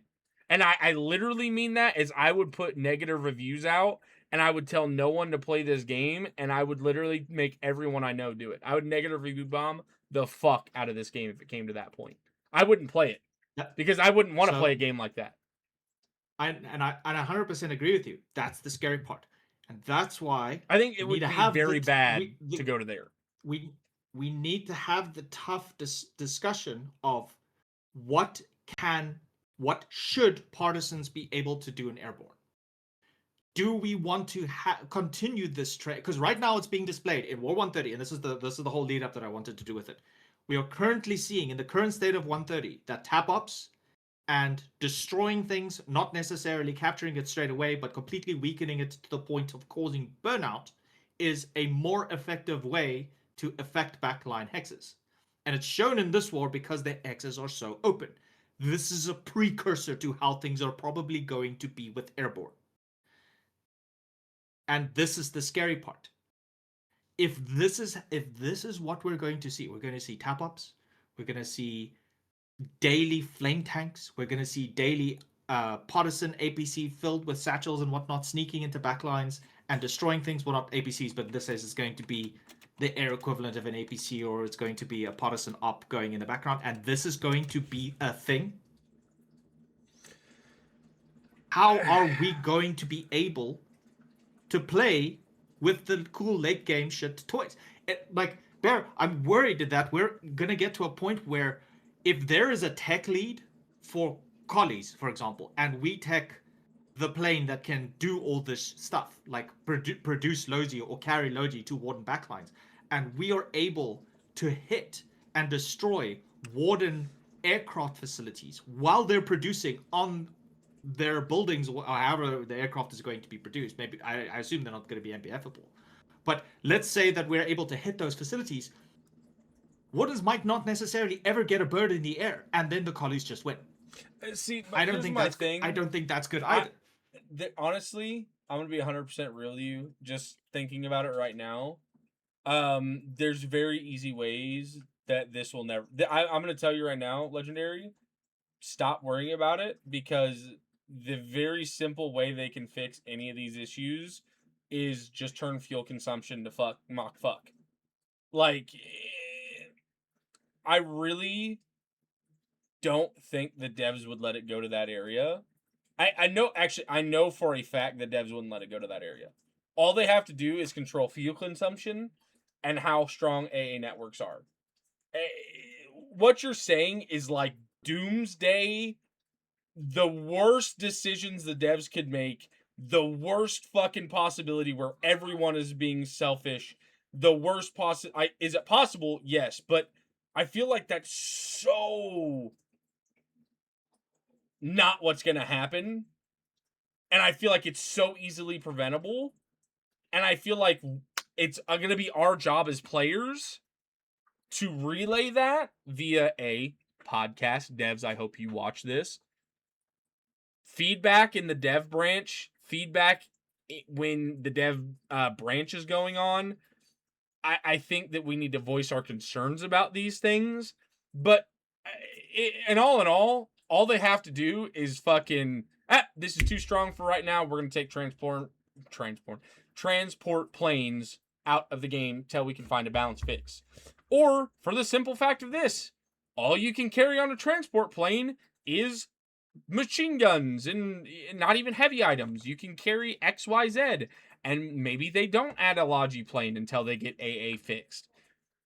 There's a lot of things they can do to make the game not go fucking nuclear like that. Here's another thing I just thought of too while going into this though. How are we going to get AA if you look at my stream right now? How are we going to get AA to cover, you fly through here and you just border hug? Yeah. Yeah. Landing zone. That's where you got to Landing get. zone A. That's where, Landing zone A. Oh, but then look. That's where you got to get AI. That's where you got to build a fucking bunker base. But then, hey, look. We got border zone protection. Hold on, ladies. Well, hold on. Yeah. Hold on, ladies and gentlemen. You can't build. Oh, it's really hard to see. Come on. Give me a better. It's there. Come on. There we go. I can't build there where I need to fucking build my AA network. You're neutering builders. Bing, bing, bing. Again, this is an issue that I'm thinking about.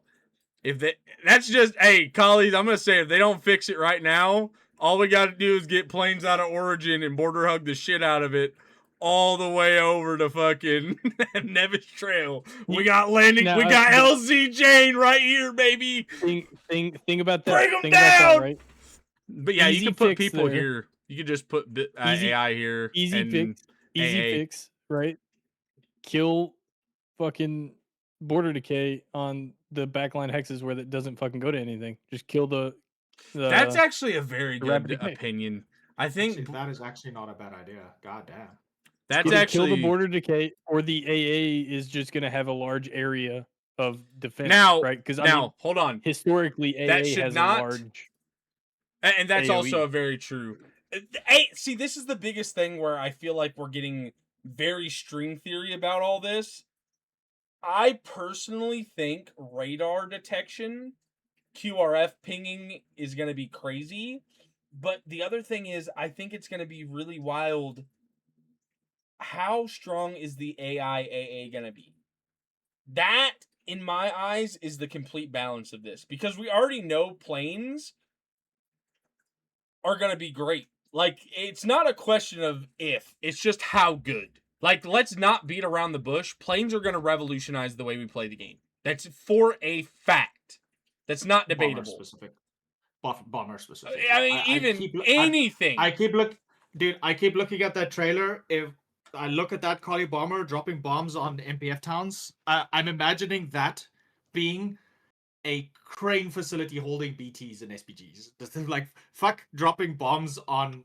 See, but you know what I imagine? Who You know cares what I about that imagine shit? this? I'm gonna fly my bombers into 80 DKs like. No, you know what I see though? And destroy Genuinely? all the SPGs. You know what I see? I see me on a Raptura and that big old fucking fat Warden bomber coming at my base where I have a BT printing, and I put a 75 canister right in his fucking big old turret mount where the bubble on the bottom, and I just blow his plane up.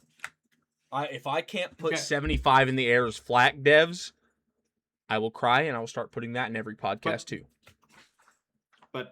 But Bear, here's where the trade-off comes. And this is the scary part. This is the scary discussion. This is why we're debating. This is why things are getting heated. Is I'm not gonna hit your BT facility. No. I'm gonna wait for you to start printing your bombers, and I'm gonna have a bomber, and I'm gonna bomb your bombers on the pad. What do you do?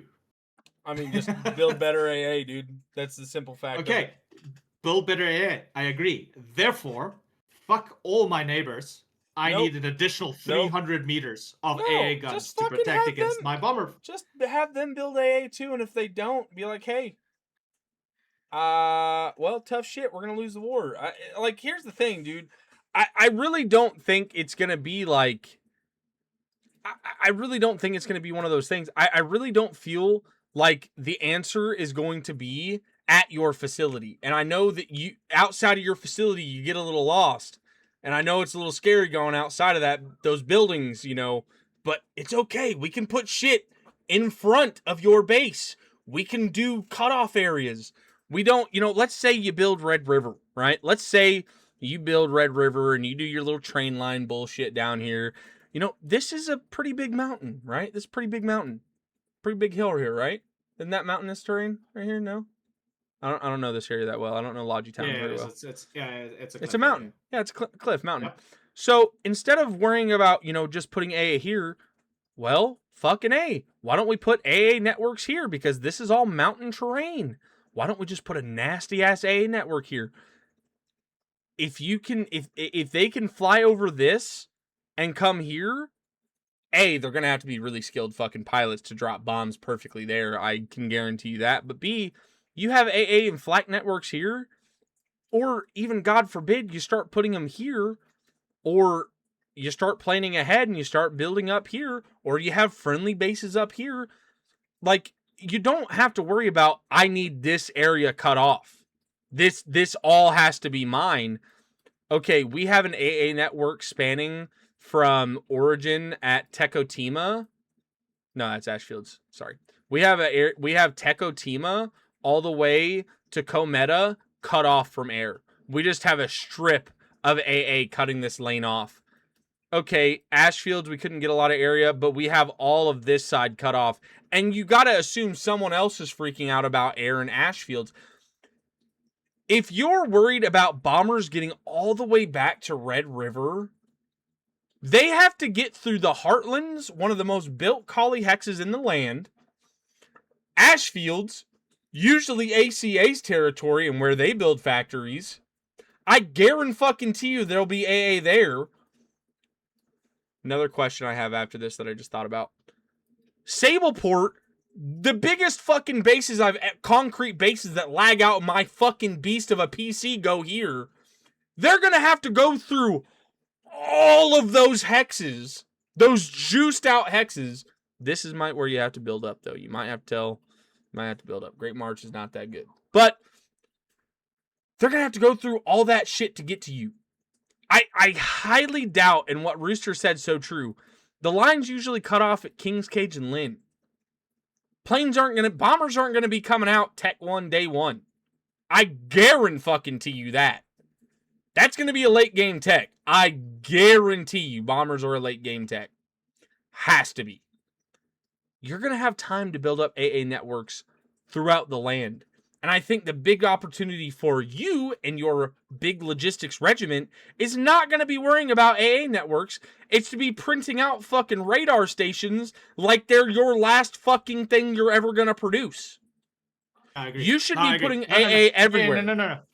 I will say this much. The only thing that I'm going to be focused on when DevStream comes out is going to be countermeasures. I'm going to be like, cool, 100%. How do I build the bomber? How do I build the anti-bomber?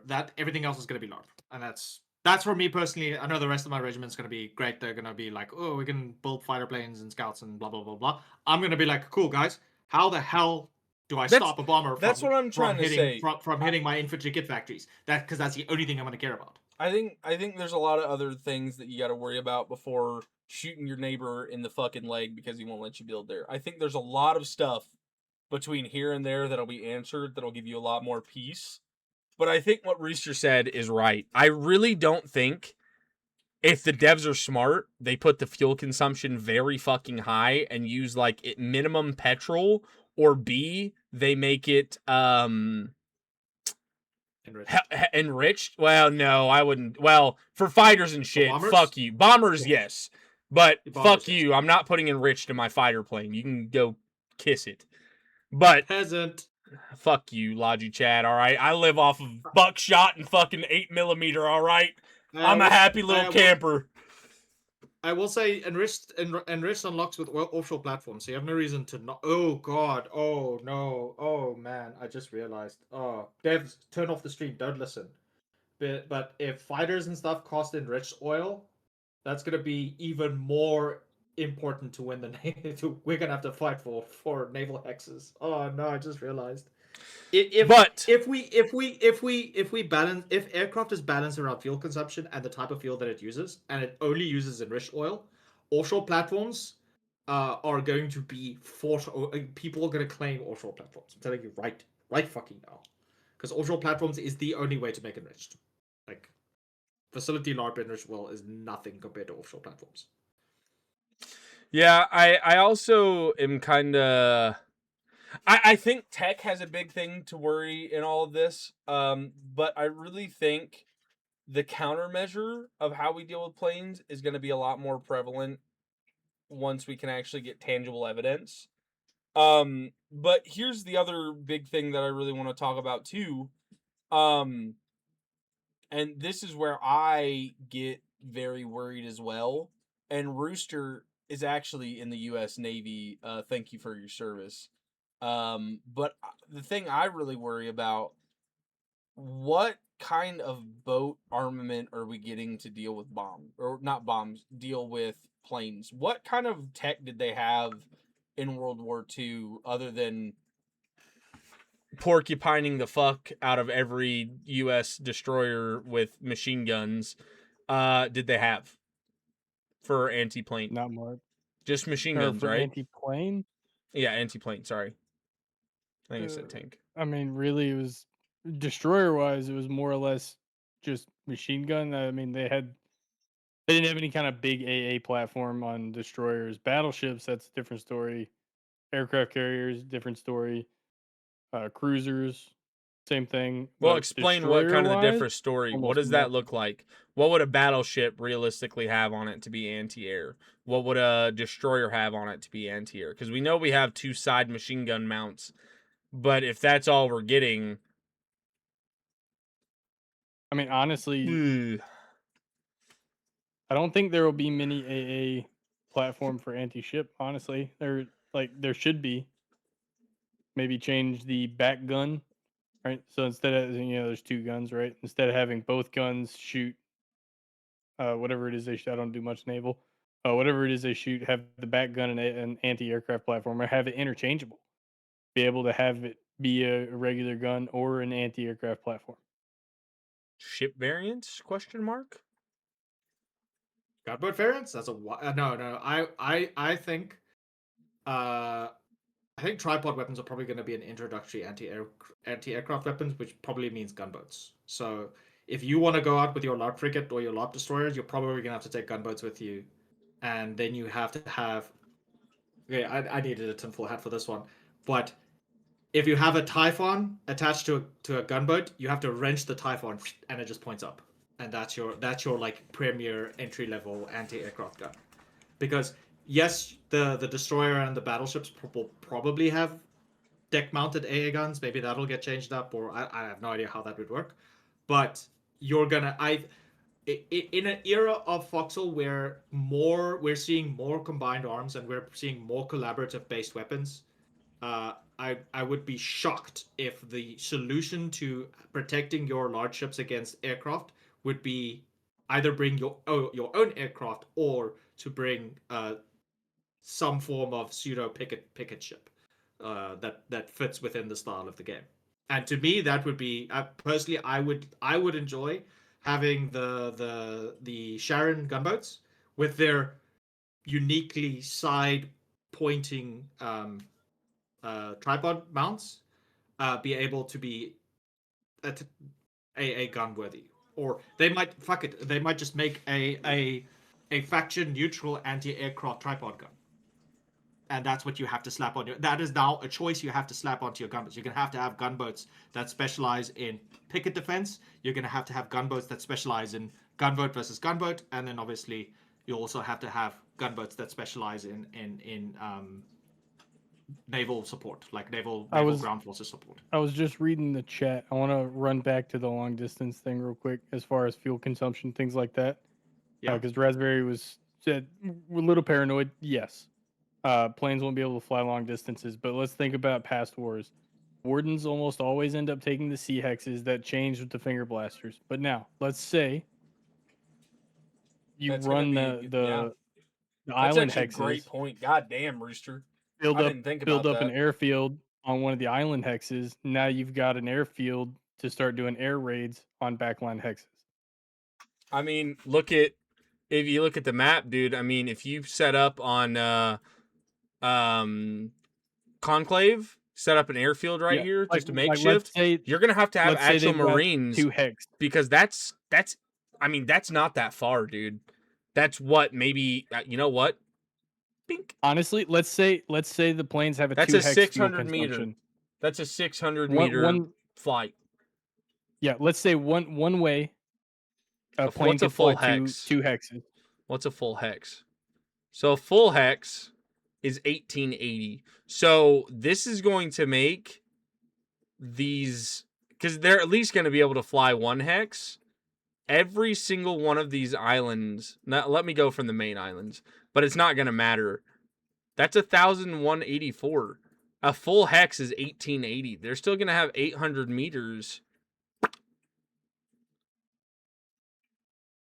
Maybe with some change, they're going to be able to touch the whole hex. Islands are going to have small airway runways on them.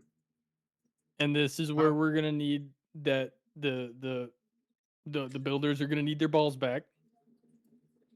Right?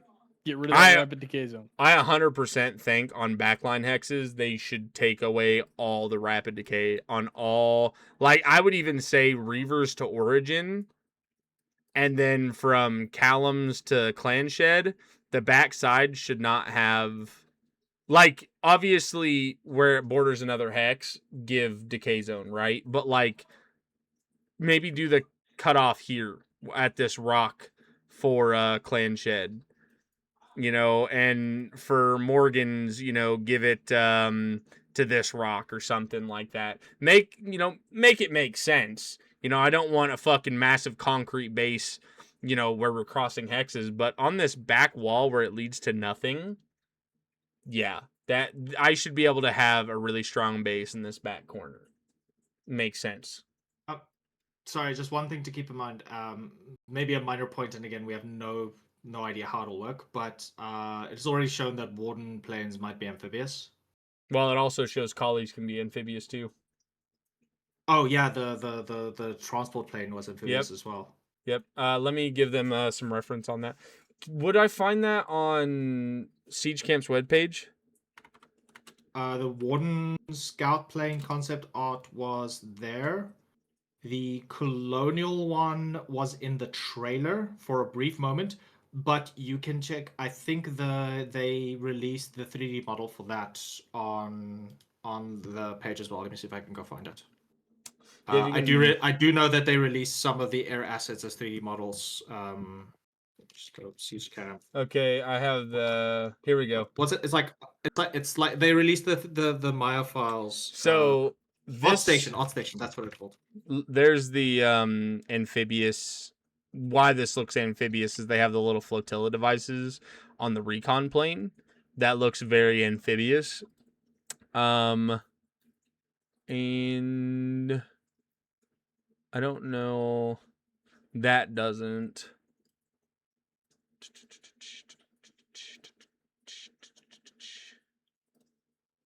Let me go. Here, Bear, I literally just searched for Siege Camp Foxhole Art Station, and there's a topic. I put it on Discord if you just want to open it. If I do it on Discord, it's gonna mess up all the. He doesn't want to click the buttons. I don't want to mess it up, dude. Just Google search for Siege Camp Foxhole Airborne. Oh, not Airborne. Siege Camp Art Station Foxhole Siege Camp. And then you want to go to. It's posted by Gabriel DeBois. Okay, I see it. Hold on. And you can see all the previous naval, like he did all the naval stuff, so you can see like. Yeah, I see it. I'm on it right now. So yeah, this definitely gives off. This is the Colonial transport. That is definitely that's going to be amphibious. Yeah. There's no way that's not amphibious. Because also the propellers are up high like that. That definitely gives off that we're going to be able to do water landings, with that plane. So. Definitely feel like that's going to be a thing. Now, going into where they did release this, there was one thing that I found really interesting that I don't know if a lot of people caught.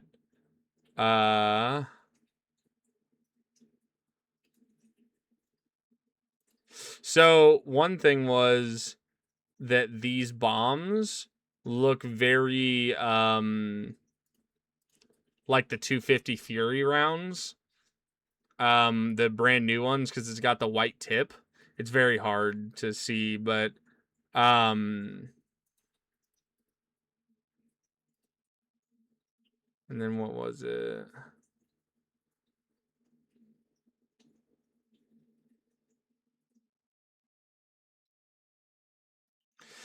So here's my thing. We know that bombers are going to be dropping bombs on. Actually, hold on. No, it doesn't do anything. But I'm curious: is the torpedo going to be in there, or is that going to be also on the bomber? Or is the Is the torpedo going to be dropped by the dive bomber or the big bomber? Also, this is what really has me the most confused out of anything. This really fucks with my head that we can break them down and transport them. This really fucks with my head. But the other thing to think of, this looks like it's only going to be able to be done on a rail, not a Logi truck. Because if you see the platform it's sitting on, unless they did randomly where they put a fucking, no, you can't do that. The shippable crate is only going to be via the train. You're not going to be able to do that via a flatbed. Because look how big that is. There's no way that's fitting on the back of a flatbed. It might be. Well, to be fair, that might be airplane class as well.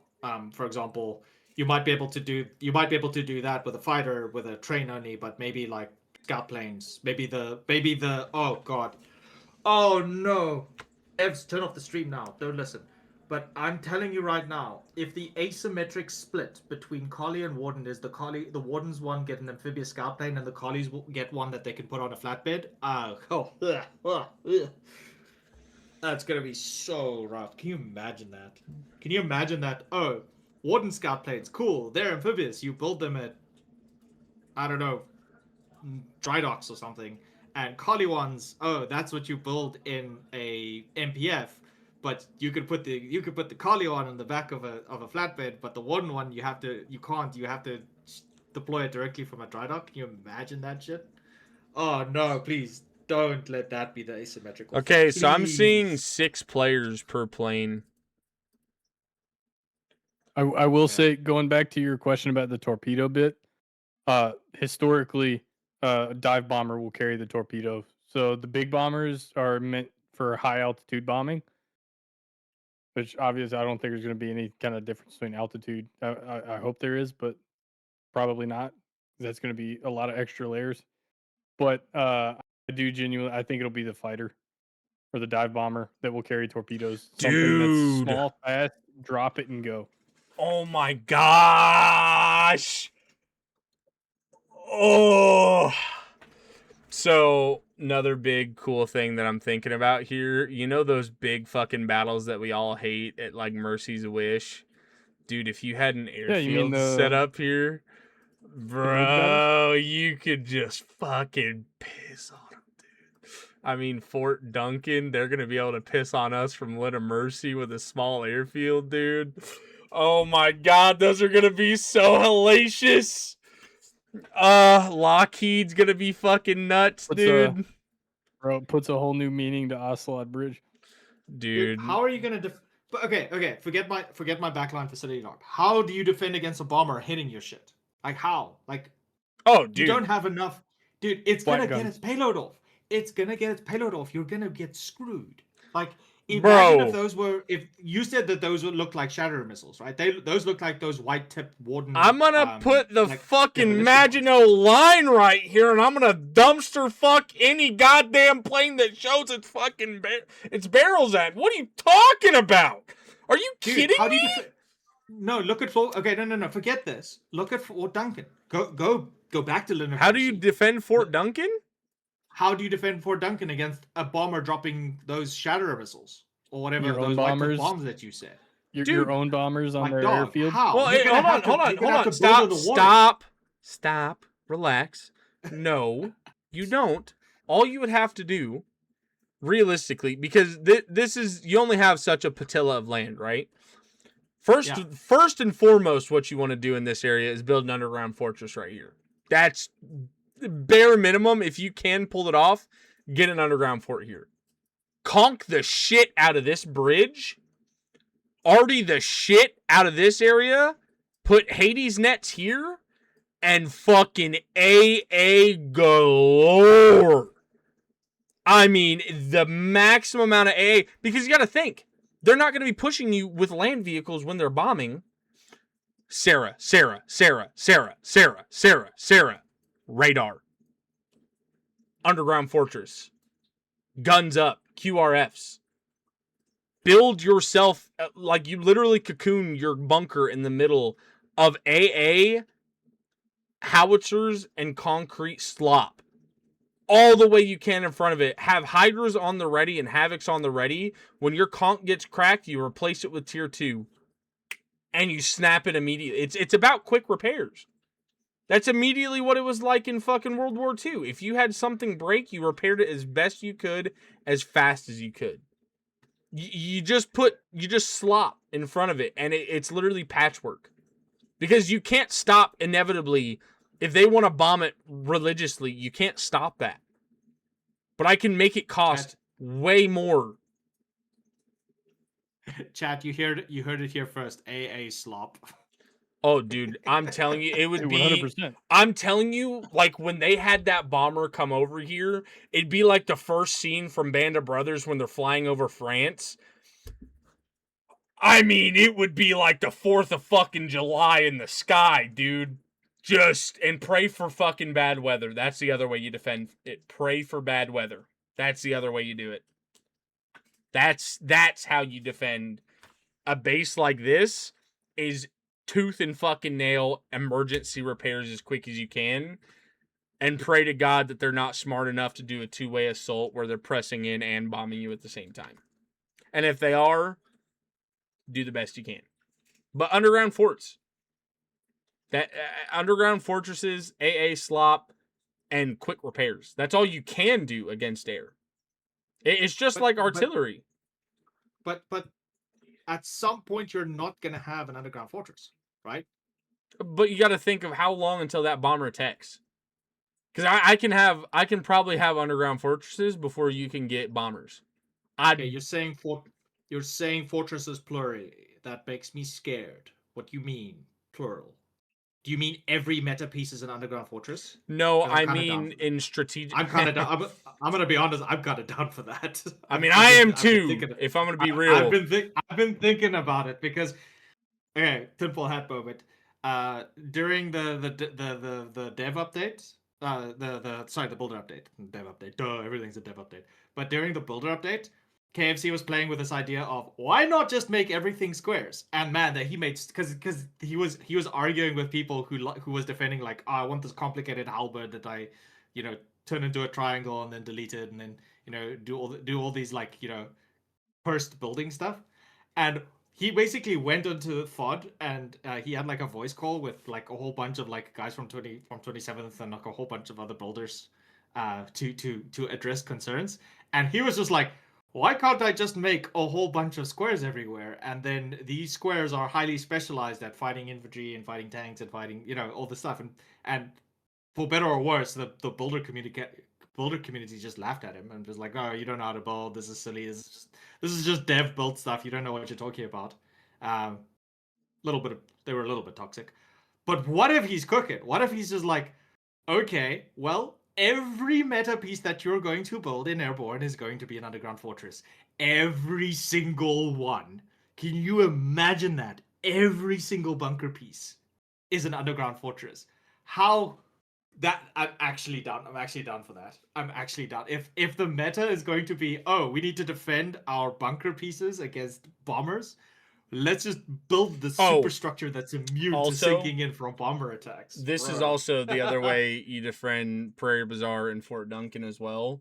You get HVL to fund Bone a airstrip right here, and I recruit every Tom, Dick, and Harry I can into Bone, and we get an airstrip with 1 million fighters, no bombers, just 24/7 hovering over Prairie Bazaar. And they never touch that place again. And then we put a nuke there, and then we nuke their bomb site, or we nuke their fucking airbase. So that's all cool and well. How do you stop Knight from attacking you? Knight, spelled with an N, not the KN. Do you know who Knight is? Yes, I do. Right. How do you stop Knight? How does Bone stop Knight? Learn the simple words of get good.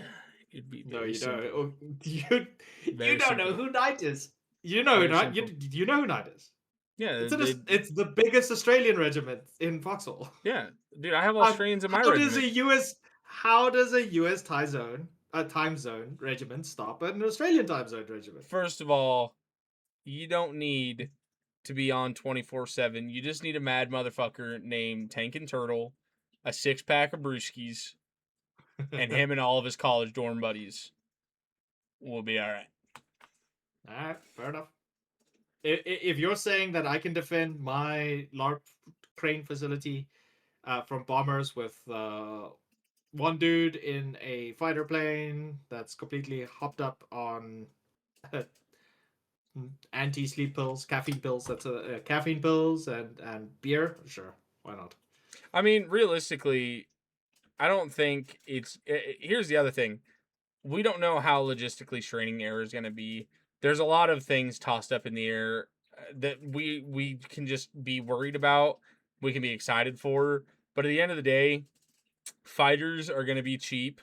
They're going to be disposable, and they're going to be up 24/7.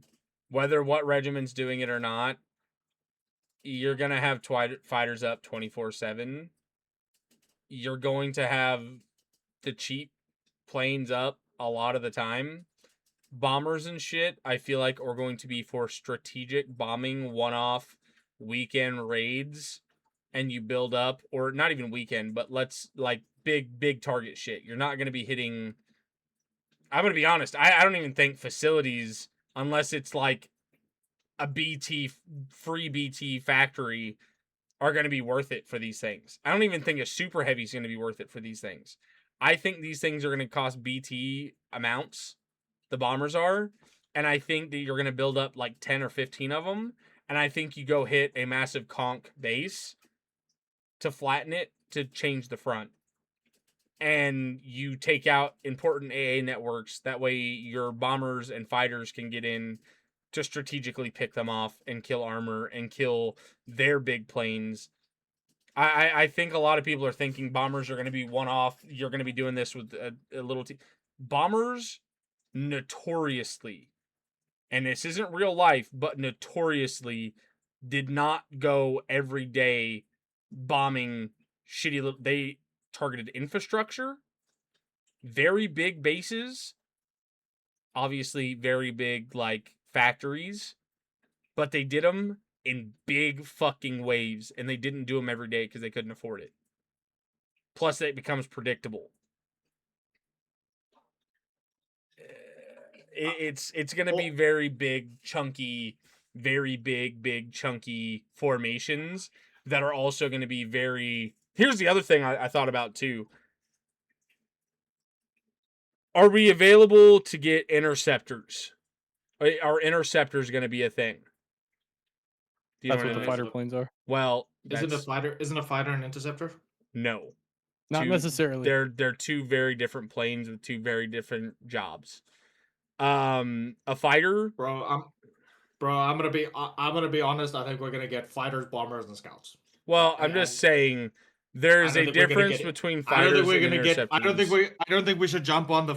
Do we get fighter variants on the? No. It's not.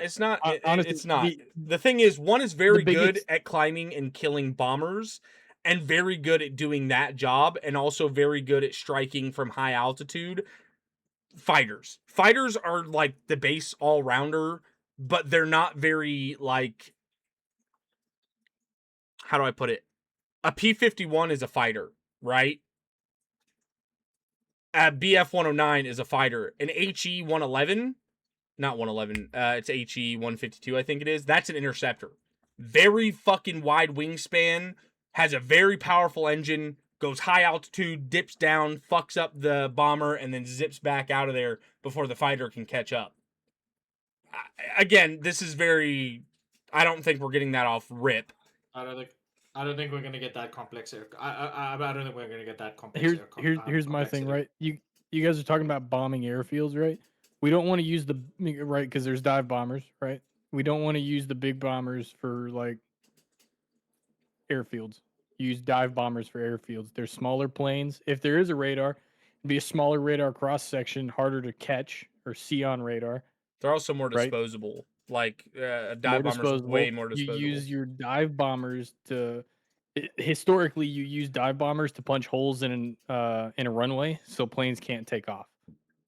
So my thought process is you're going to use dive bombers to take out the airfield. Then you send in your big bomber plane run to hit infrastructure. I Right, really so think you're gonna bombers go are hit. going to be big time targets, like you're saying. It's not going to be little peewee shits, and I don't think they're going to be out all the time. I think this is like the equivalent of super heavy plus a couple BTs out on the line, and you're throwing them at a front to go break shit, and then you dip them out. Like, I really don't think that these things are going to be readily available. I think they'll be more readily available than like a BT or something would be.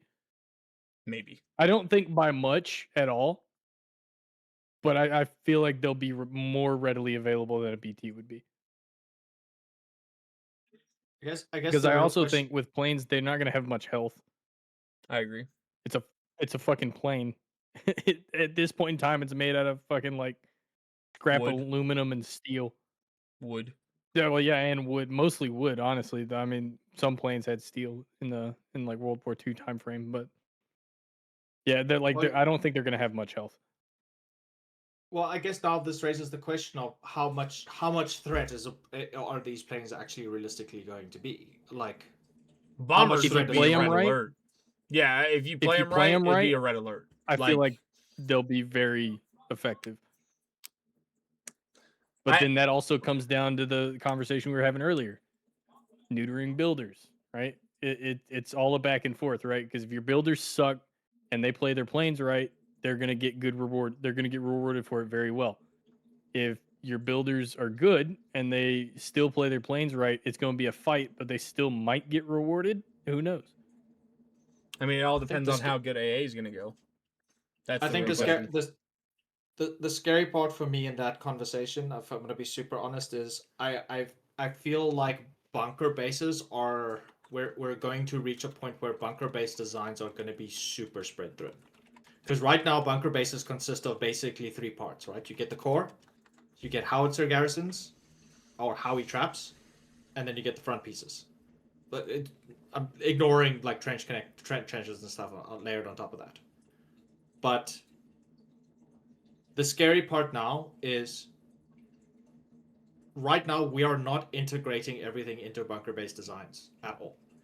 Like I said, we're building things like howie traps. Why are we not adding artillery garrisons to our frontline meta pieces? Because it tanks integrity and it makes it so that your frontline bunker base that can protect all your frontline meta piece that can protect against 10 chieftains in a line, the moment you put a howitzer on it, it can no longer do that because it gets destroyed by integrity drop off. How much is that going to add to now that you need to put in anti-air garrisons, for example, or something that can shoot aircraft before without you having to be online 24/7? Because the scary part is, again, people will still learn, but they will still have to adapt, and the meta is going to shift. But we still don't have a proper meta shift for fighting fires. We're still struggling with people not understanding that to protect against partisans with flamethrowers, you put a minefield and you put fire suppression garrisons and you fill them with water on every bunker piece that you build. So how many frontline bunkers are going to suffer from, oh, we've managed to protect ourselves against the constant 120 barrage that was hitting the front for the last 6 hours, but oh no, we had to take up the land to build our howitzer garrisons to protect against the artillery, and now a bomber shows up. Rip. What do you do? Like, how do you defend against it? How do you protect against? You have to. It's kind of like the scenario where you have to predict that you're going to be hit by artillery to build howitzers, but now it's going to be for airborne, Well, and it's going to be for everything. Like everywhere that you build is going to have this, because some here's places RD is just not going to hit you, but there you don't have that protection with air. here's that thing though, right? Um, we're gonna learn what the AA networks look like. I don't think Sure. it's gonna be like what we all are predicting. Like we're gonna have to build a 3x1, and it's gonna be, it's gonna have to be right up on the front. I don't think it's gonna be like that. I think you actually want to kind of space it away from your builds to not block any kind of area. Like you want a full 360 view of it. Two, I think it's going to be a little bit farther back, and I think it's going to be more 1x1s, maybe even attached to engine rooms, with night lights. And I think there are going to be spotting lights that we're going to have to build. Much like I think 3x1s might be the meta for them, because you'll probably have to have a spotting light and then the AA piece itself. We'll see. But I think it's going to be pretty spaced out away from the main line. Like, you have your meta magnet, and then you have your yin yang, that I call it, 2 3x1 howitzers, and then maybe probably 2 or maybe 3 bricks back from that. You'll probably have a 3x1 or maybe a 1x1 for an AA station. Because you got to remember, it doesn't need to be hit for retaliation. It's not, you don't want it near anything. You just need it to cover, and it's going to have a wide fucking variety, and it's not going to get blocked by the shit in front of it. It's looking up. So you got to think, like, these aren't going to be necessarily really blocking anything. You're just going to have more Hold on, space. I got an idea for this. Make it a bunker modification, and you I put the would hate AA that. gun on top. No. Like a rifle pill, you put it on top. Yeah. That's what I'm saying. Anyway. Why would you hate that? Well, It saves space. It that, makes things easier. You don't really have to shift your metas. You just put an AA gun on top. well, It that's doesn't. exactly what I We'll was say it just doesn't do saying. anything with the integrity. But it needs to be on a bunker. It needs to have tier 1, tier 2, tier 3. And that's why I'm saying it needs to be like in a 3x1 type situation. Well, tie it to the piece it's on, right? I wouldn't. I Fuck think that. I think maybe what Russo's suggesting is ladder garrisons. You know how ladder garrisons you Yeah. can kind of just modify and put it on anything. Maybe you put AA guns on blank pieces, maybe, or on top of I'm not sure about AI pieces. That seems a bit hardcore. I But just maybe like blank pieces, you can variant them like the ladder garrisons. So well, you just slap them on. I don't know. I mean, I guess we'll just have to see. I think we're talking about the same thing, but I'm just maybe not understanding. So I made a prediction a couple of months ago, and I still hold that this was probably the direction I want to go. I actually don't want them to add an AA garrison to bunker bases at all. Um, and the reason why is I think that the bunker pieces that we're already building, the metas that we're already building, the Howie traps, the frontline bunker pieces, the rifle garrisons everywhere, all that stuff. I think that is enough to defend, at the very least, like maybe like 1 or 2 bombers worth of stuff. And the way that the AI is going to work to compensate that, all bunker bases are automatically well defended against aircraft, because I don't think that's fair either. I think that the way it works is they introduce a superstructure that works the same way as the weather station does, in the fact that you don't need the bottom of the bunker based tech tree to build it. You need like tier 2 you need like tier 2 support bunker or tier 3 support bunker, and it's made out of concrete. And then when you build it, it magically makes all your garrisons that are attached to the bunker network shoot air. That's the one of the big prediction things that I made on YouTube, because I was like, it would be really nice is don't fuck with bunker based building too much. The devs have already been fucking with it, and you guys are already suffering. I think having to add in anti-aircraft automated guns is going to mess with the system too much, and especially if these are going to also dip bunker base integrity like they already are. I think that would be too much of a shift of the bunker based building meta again. So I think a better solution would be, okay, just instead of building a LARP weather station, instead what you're gonna have to build now is a anti-aircraft command center or something like that. That just magically takes all your rifle garrisons, MG garrisons, AT garrisons, howitzer garrisons, and makes it shoot down aircraft that fly over you. I think that's the best solution, that anti-aircraft go. So you don't, yeah. And then the optimization will come into designing against bombers and fighters and stuff like that. I would really not enjoy that. because you have to build with. Nah, I mean, because imagine you have it built, right, and you have it built to stop the front line, and you you'd have to build with AA in mind as you're placing everything down already.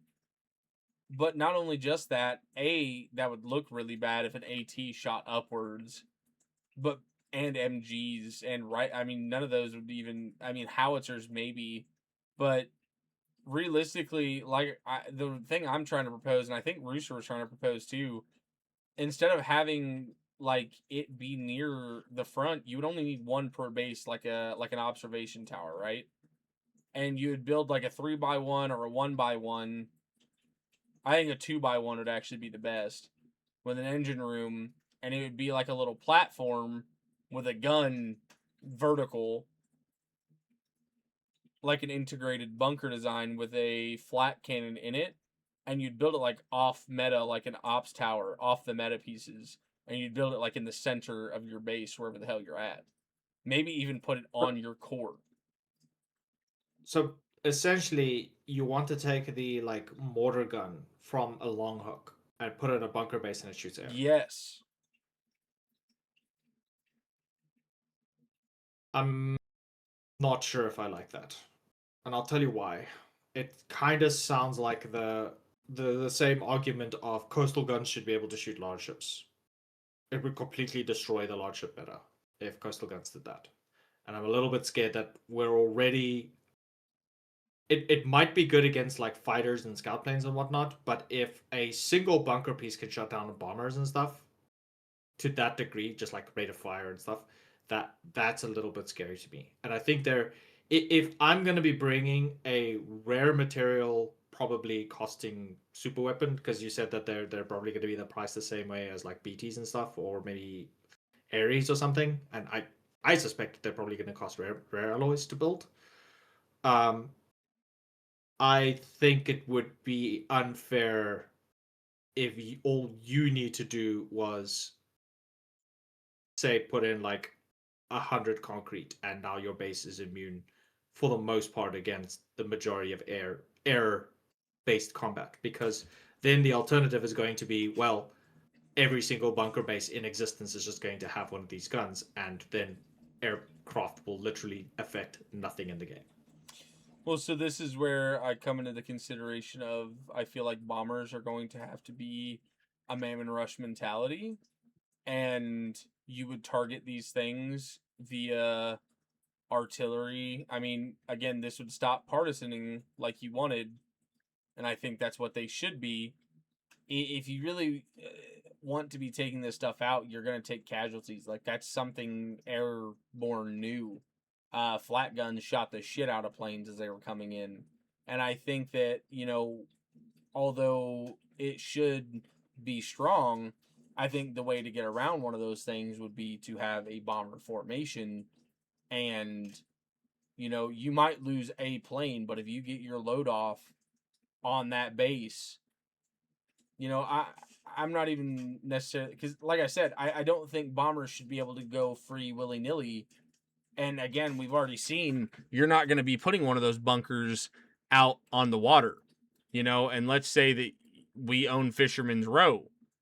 You're not going to catch any of that flak until you get into the radius of the mainland, and where people can even place those bunkers. You're going to be free flying all the way to here.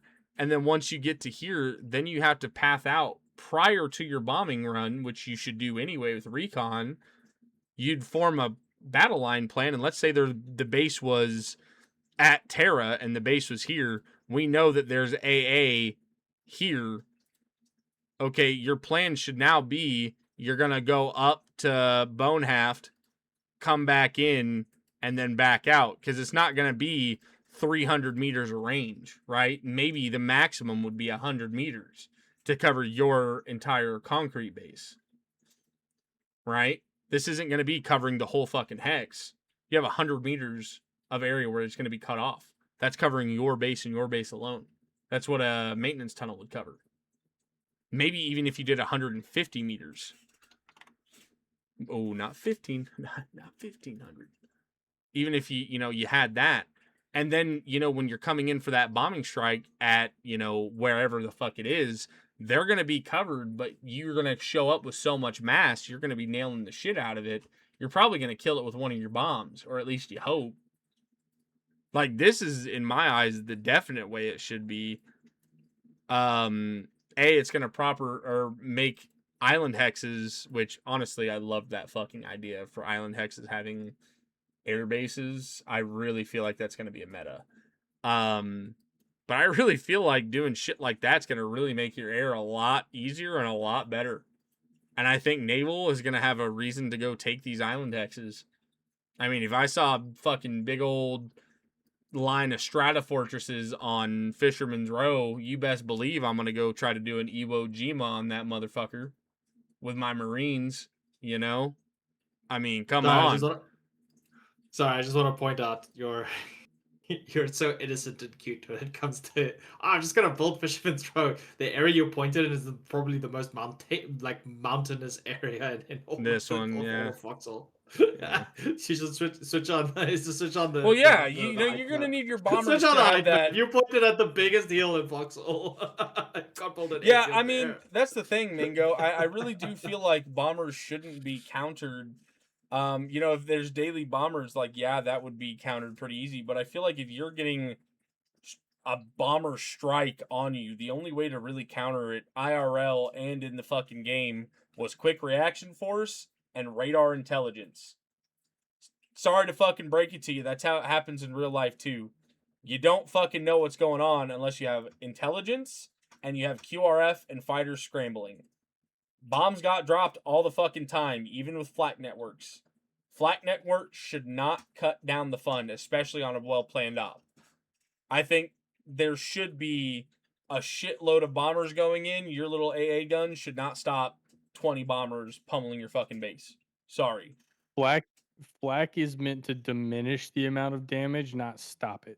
Correct. Flak will take out, like, let's say 10 big bombers come flying in. Flak would maybe take out 3. If they're gunning good, if they're lucky.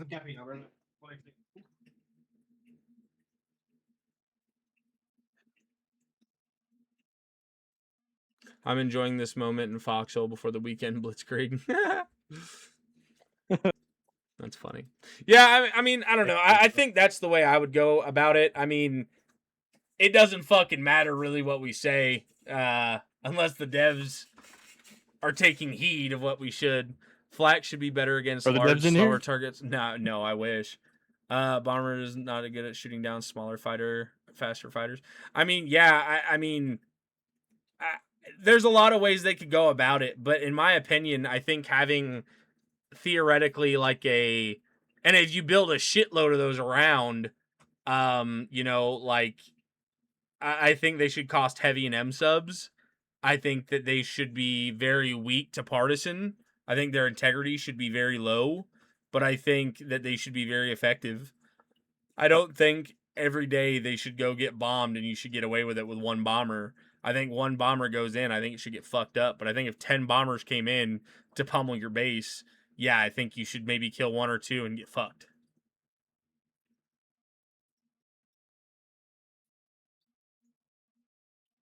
You'll pass this all on when you drive your Lambos this weekend?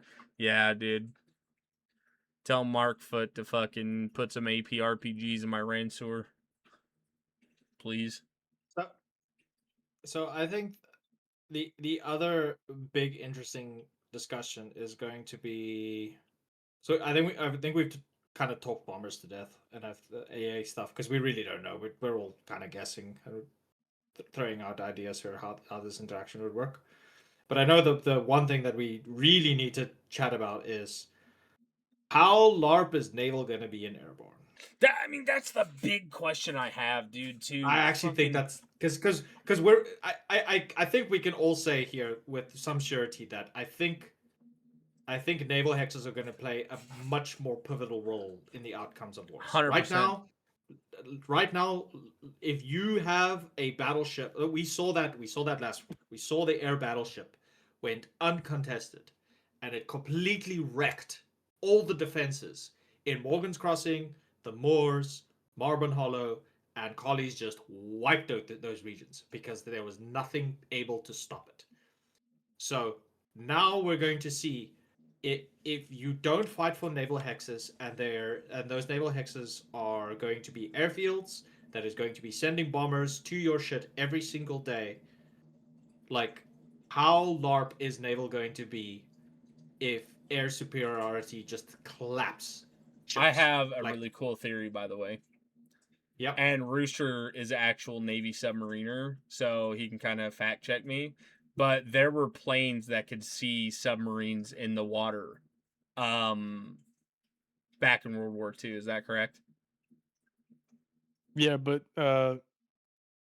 yeah, I mean, the whole thing there is submarines in World War II did not have a very large dive radius, like depth that they do now. Like Well, I'm back talking in about World War One, World World War War II Two, because we're that's talking this like era.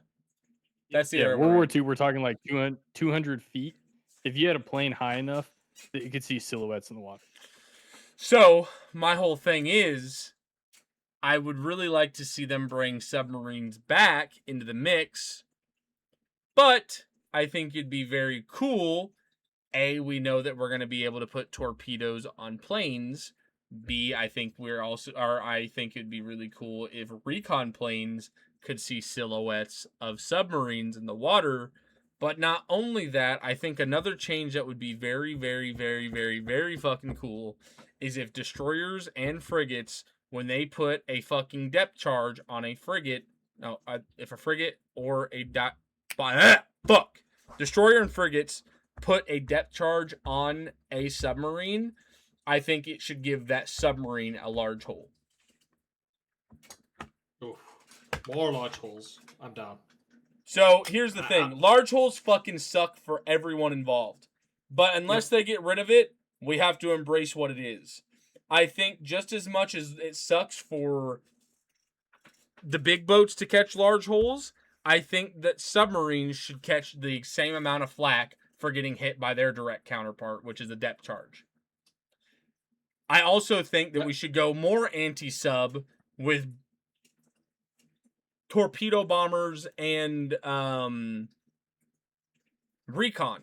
I think it'd be really nice if the battleships, when they start rolling out in their flotillas and stuff, if they could send out a scout plane from a battleship, like literal a just scout plane to go see if they can see subs in the water. Well, the wardens won't have to because they've got an amphibious scout, so we'll see. I think that'd be cool. Torpedo an amphibious aircraft. Imagine that you land your amphibious aircraft in the ocean and then just get hit side on by a torpedo. I mean, I think you should just evaporate, but yeah, I think that'd be kind of cool. That'd be hilarious. My prediction is if large holes are still going to be a thing, and the collie dive bomber can hold a torpedo like a moray torpedo that can make a large hole. First of all, salute, rest in peace. No one is ever going to make a trident, ever again. It's literally going to be power crept to death. No one is going to make a trident because it's so dogshit to maneuver out of our waters anyway. That the only way that you're going to see a trident is someone was supposed to click the destroyer button and they misclicked. Because using a scout plane to scout a target and then you drop it, then I will literally build 10 dive bombers and give them to Bone before I make a goddamn trident. If large holes remain untouched. I really hope that something happens to large holes because I've been saying it for the last almost 3 years. You're now. not the only one either. I mean, when Cronus was in the game and on my podcast almost 2 years ago, he said something about large holes being trash. Chamberlain's talked about large holes being trash. Literally everyone in Bone, every time we touch a fucking submarine, we talk about large holes being trash. It's a trash mechanic. The fact that large holes cannot be fully patched is ridiculous. Dumbest fucking mechanic in the game. you cannot anchor your ship when you have a large hull. Doesn't make sense to me. That's the biggest one to me. Everything else I can kind of give a pass to. But I realistically, can agree with that.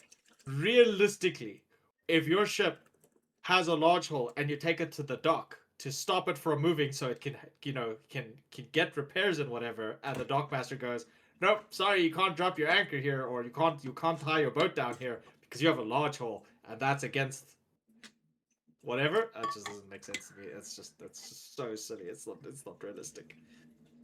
Like, the only place you can go if you have a large hull is go back to a inoperable dry dock to get repairs. It's just stupid. But that being said, I don't think it's going to be at this point. At this point, this late into the game's life cycle, we've played naval warfare to death. I don't think we're going to see any changes to large hulls. We're just going to see more sources of large hulls, as we've already seen 300 mil can make large hulls now. So I think torpedo bombers are going to make large hulls. So therefore, They Rook should Trident. not. They should not. If they don't make large change, holes, if they don't change large holes, it'll be the end of Navy. naval is not. dead. It's not. Naval's it's not dead. going to be the fact of end of submarines, or even that's the end of naval factually. It will be over. Never again you'll see a boat. It will be the worst investment you ever make, because all you have to do is have dive bombers on the ready, and you can go send a 4-hour trip right back to fucking port. And by God, it would be like a fucking what's the Japanese destroyer battleship that got fucking sunk due to a torpedo? The Yamada. The Yamada. The Yamato got sunk because of this is real life, I'm just saying, but it would literally be the end of naval forever. There's no question. No one would ever touch it again, and if you did, it'd be the biggest waste of fucking time ever. Because if large holes got put in by planes, you could have 15 of those planes in the sky, we assume. You could kill a ship so fast. It would be horrible. Yep. And you'd be able to go resupply back at your airbase, go right back to smacking its ass. If it tried to run away, you could just put more holes in it. That's the dumbest. If they don't change that, and the torpedoes that are on planes can do that, horrible. No, I can't wait. Oddball. Torpedoes go 150 meters, bro. There's no way.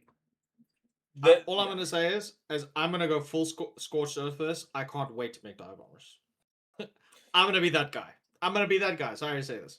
But people have been complaining that, frigates and battleships completely, like, the moment they come out, building anything near coastlines is basically impossible. I'm going to bring that back. I'm going to be like, nope. I'm gonna want to build the defenses on shorelines. I'm gonna want to build islands because I think that's where all the resources are going to be. So, to defend my shit, I ain't making tridents. I ain't making sea mines. I'm gonna take all that effort and I'm just gonna make torpedo bombers or dive bombers or whatever you want to call them. And I'm gonna make sure that every bunker base has a resupply, or every single public airfield that gets built, every LARP airfield that gets built is gonna have the parts needed to refuel and resupply my torpedo bombers. Mango, it literally wouldn't even matter. Yeah. It literally wouldn't even matter if you could damage a DD frigate kill with 15 torps. If you land one hit, their fucking day's over. They're tucking tail and going back home. Because as soon as you have a large hit or a large hole, you're done. Your operation is ceased to exist at that point. Done. Yep. The chances of you dying goes way up too. Chances of you dying goes way up. It's either you shoot 200 shells and you sink, or you run away and then there's still a chance that you sink. It's the most fuck. It depends. No, and you can't even shoot. Depending on where that large hole lands, you might not even get to be able to shoot. Yeah, if it lands in the middle section of a destroyer, the destroyer is dead, because that's where the engines and the resupply, the ammo racks are for the rear gun. So yeah, you're fucked. And here's the best part. Oh, naval ships aren't sitting ducks. Oh wait, what happens when a frigate wants to enter a hex and the hex is like contested and there's a lot of people in it? What do? They push everyone off the ship. They go for a pool party. Then the ship has to cross. They have to wait 60 seconds. I can't wait to spot a frigate sitting 5 torpedoes in an inbound. RDZ. Yeah, I'm just gonna slap as soon as that frigate crosses, or while it's crossing and it's counting down 60 seconds. I'm going to send 4 dive bombers to just pummel it with torpedoes. And you only have to hit one to end its whole fucking day. You'd have a 25, or no, you'd have a, if you hit 25%, you hit a successful raid. If you hit 100%, you'd probably sink that motherfucker. Dead ass. Yeah. So, I'm gonna say this right now. The dev man that's probably still maybe listening, I don't know. I'm telling you right now, if large holes don't change, I'm exclusively going to be building dive bombers for Sol. Or timeout. Exclusively. Timeout. Yeah. There is also another possibility, though, that they don't do the same torpedoes as... Because submarine torpedoes and what torpedoes were used for bombing or for planes were 2 different torpedoes. Massively 2 different torpedoes. Yeah. The torpedoes that are on a fucking submarine are like 10 foot long, right, Rooster? Ballpark. Like 10 to 12 feet. That's not going on the bottom of a wood aircraft plane. They were a lot different. So usually they're a lot lighter. They're a lot lighter. But would they realistically add torpedo variants to airborne? Come on. It's probably just going to be the same torpedo. I mean, it's like I'm just saying. This is a spitball ballpark. Possibly. I'm just saying. Yeah, no. Definitely. Like, we don't know. Nobody knows. But if you think about it this way, devs have been on the warpath of removing complexity from the game for like the longest time. Because back in the day, the Neville 20 was called the Neville 12 because it shot it was called the Neville 11 or the Neville 10.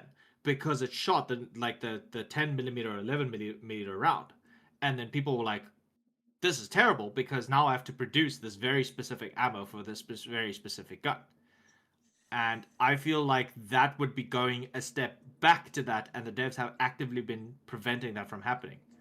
It's the same as like sniper ammo. There used to be something called sniper ammunition, not using 7.62 like we do now with sniper rifles. So, at least on day 1 release of Airborne, probably my guess is going to be they're just going to be like, oh, well, we already have a facility that allows you to make torpedoes. Just use it to make torpedoes. And then slap that on your bombers, and then you're good to go. Or your dive bombers, whatever you want to call it. I don't think we're gonna... I'd be hard-pressed to see the motivation behind them bringing back the dogshit torpedo. Like the original Naki came with. Because that was terrible. That was just horrible. But if I have the... like, maybe I need to land like 4 or 5 of them to create a large hole. That's fine. I just multiply the number of bombers I build. It's no problem for me. If I need to send out 5 dive bombers to make a large holes, I will send out 10 dive bombers to make large holes. Still better than a trident. It's still a better gameplay loop than a trident. Because the other thing. If you want to send out a trident, you still need to send out 10 people to do it. You can't do that. It's more fun to send out 10 dive bombers, and I will get more mileage out of 10 dive bombers than I would with 1 trident. I really... That's just how it's going to go. I really don't like how they've tried to balance the Naki versus the Trident. I like, to be honest, I really... Tell me if I'm wrong in this, Rooster. Isn't the way they used to do it, the amount of oxygen on the boat was based on square footage in the boat? Yes. I mean, that's not even how they used to do it. That's just how it is. So, why... The bigger the boat, the longer it can stay under. Why the fuck can a Naki stay just as long underwater as our Trident? Because the game mechanic allows you to stay underwater indefinitely. But you at slower rates. I just think that the battery life on the Trident should be quadruple to the Naki. Like, you don't need battery. You don't need battery to stay submerged. But you need battery to be able to be maneuverable, and takes twice as long as us to maneuver as what they do in a Naki in a fucking Trident. We should be able to stay underwater longer at full mobility, even though it's less mobility. No. You can stay underwater indefinitely. Go look at Blue Laminate's videos. The majority way that both submarines used right now, and to be fair, it's more effective for the Naki because you only need 3 people to do it as opposed to like 6 or 8 people to do it in the Trident, is you camp canals.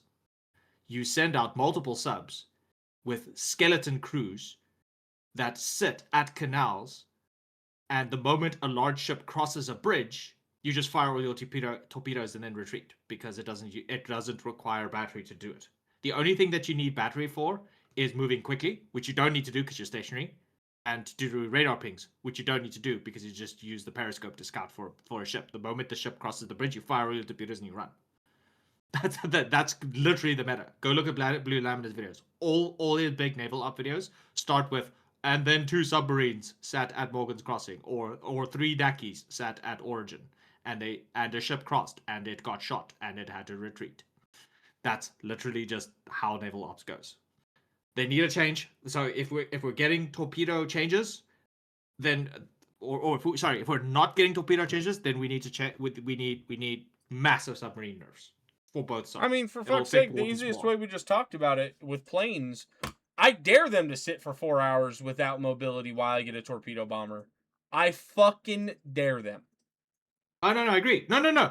Don't get me wrong. I'm very pro ruining people's fun. No, I'm Because just saying it's gonna get I- nerfed I- to shit if you're I'm gonna very- sit there. The whole thing of a fucking submarine is to not be sitting in one spot for fucking too long and to be putting surprise attacks on people. Dude, that actually pisses me off that that's what they do. That actually makes me so That's mad. what they do. The current meta right now. I don't play is naval, so you- I don't. I know. I don't play naval either. But guess Been what? like I'm the once. motherfucker who builds all the. I'm the motherfucker who supplies all the materials to build the naval LARP. So, I know what the naval guys do. The current meta right now is submarines sit at canals and wait for targets. And because sea mines are like regular mines, as in there's no such thing as a faction specific mine, you can't just minefield everything because then your own subs can't maneuver. So it is currently better for you to not build one sub on one faction, and oh well, I guess you just don't get to play with subs effectively. That's just how it's going to be. And if large holes don't change, guess what? Then we will never have to build a Trident ever again. Tridents will literally just be LARP. It'll be like building an Ares. The moment you build a Trident, people are going to laugh at you and then fly over you with 10 dive bombers and then go destroy any frigate that dares to enter a naval hex. Anyway, so We'll have long to see how story it short. goes. I Long think, story short, I think naval's gonna be, unless large hull changes, and we do get the regular torpedo, which I think that's probably what we're going to get on day 1 release. I don't think the devs are gonna magically make another ammo type for us to build because it'd be weird. I think naval's gonna be dead. I think the era of naval larpers and dudes going out with their ship and sinking frigates and F's in chat, I think that shit's gonna come to a quick end if dive bombers have the regular moray eel torpedo and large holes aren't affected. So for the sake of people for the sake of people who like to play in large ships, if you're a naval larper, I'm telling you right here, right now, you better log into Dev Branch and give feedback, or else you guys are gonna have a rough time when the airborne update drops, because that's the only airplane I'm going to build is going to be dive bombers. well, and here's the thing: tankers, you better watch your ass, because if dive bombers can drop AP, your little fucking STD and LTDs get fucked. Just saying. Dive bombers, I think, are going to be nasty. Not just for the naval aspect, but these super heavy tanks that dominate the field, the Warden super heavies. You get about 2 dive bombers payload in you, disable you. Hell no, dog. Hell no, dog. I'm gonna land a collie fighter behind a super heavy. I'm gonna jump out Block the it. sticky and track it. Yeah, And fucking block just it, block body it. block it with a fighter. and then I'm gonna package the fighter so they can't move it or something like that, and then the super heavy is just dead. Fuck that. I'm gonna hop out, sticky it twice, and I'm gonna take off from the ground again. Fucking fly away. See you later. I don't know, bro. I think it'd be really interesting though. For dive bombers, I really think it's gonna be interesting the interaction with armor, what that's gonna look like. And just basic fucking front lines, how that's gonna look like. Because dive bombers, I feel like, are gonna be very integrated and the more sought after plane for the normal man playing foxhole. You know, I think big regiments are gonna be touching bombers a lot more and doing big boy raids and big boy shit like that. But I think for the typical 10-man regiment, they're gonna be doing dive bomber raids all night long. You're going to have people saying, I'm the ace of aces. I have 17 confirmed kills, you know, in my jet, in my fighter plane. I'm the ace of aces. No one can touch this. I think fighters and dive bombers and recon plane are going to be crazy. I think people in recon planes are going to have it the worst. Because I feel like they're going to just get shot out of the fucking air with no fucking retaliation available to them. Like, they're just going to have that little machine gun on the back, and it's going to be like, this fucking sucks. Like, I don't know. I feel like they're going to be pretty weak. I feel like Intel planes are going to be very weak. Yeah, no, I think they intentionally have to be. I think we're all gonna have to get into recon planes to learn how to fly, and that's about the extent that they're gonna be useful. And like maybe spotting subs and stuff like that. I think navally, I think they're gonna be really strong. I think that's where they're really actually gonna shine. Is naval or recon planes are gonna shine on recon recon planes are gonna shine on naval. I think that they're gonna actually be like integral parts of naval assets. I really do. Well, the amphibious pontoons on the Warden one that we saw probably further establishes that theory. So yeah. You say that, Berg, until I lob a Boma into your open top tank. If I can drop bombs out of the fucking recon plane, dude, in early war, oh my god, that'll be so cool. Just drop a little harpunade right out of the side, dude. Decrew a push gun. Oh my god, the LARP would be crazy. Well, back in the day, the original like fighter planes, the way that they did any damage to ground targets was like literally the pilot lobbed a HE mortar out the cockpit, like literally just like. Exactly. That's so awesome, dude. If I could drop a little HE mortar out of the side, just fuck you, have a nice Christmas, fuck your mom. Oh my god, that'll be so funny, dude. Dropping flare rounds from the top of my dropping flares from the top of my heli, or not my heli, my plane. That'd be cool too. Oh man. And I mean if I could do fire mortars, then I'll just make 10,000 scout planes and we all throw one fire mortar down and put a bunker base on fire. And I will incinerate Fisherman's Row with my 10,000 scout planes. It will all be over. Yeah, it could be good. Yeah, I saw a video about them putting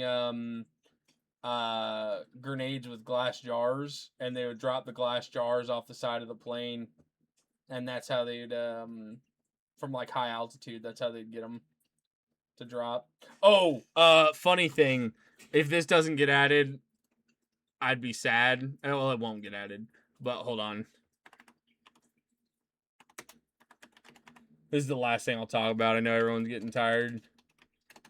I'm pretty sure Rooster fell asleep. So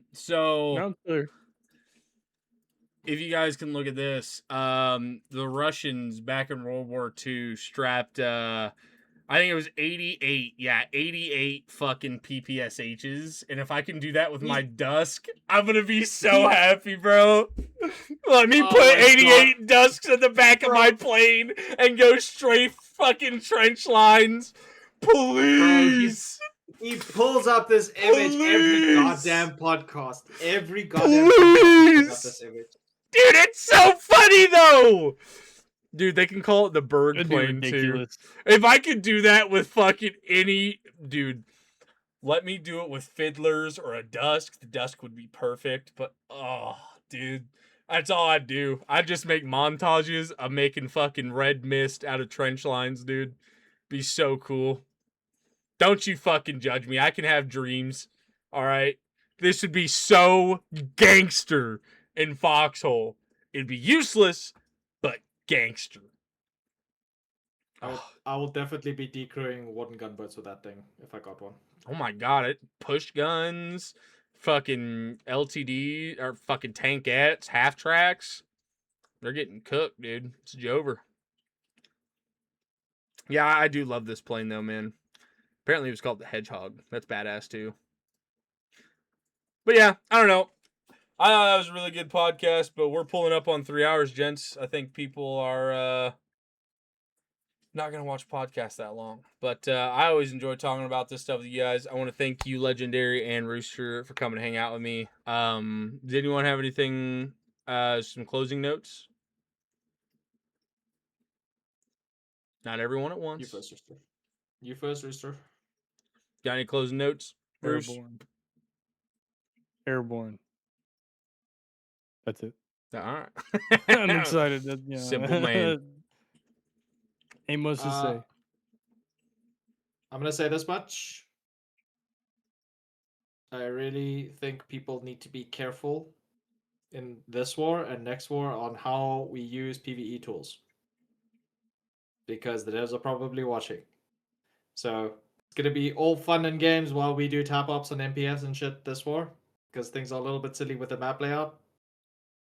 But if we're not careful, we're gonna end up with weird situations where the devs are just going to like shatter nerf all our PvE tools, and then they will not be viable for airborne anymore.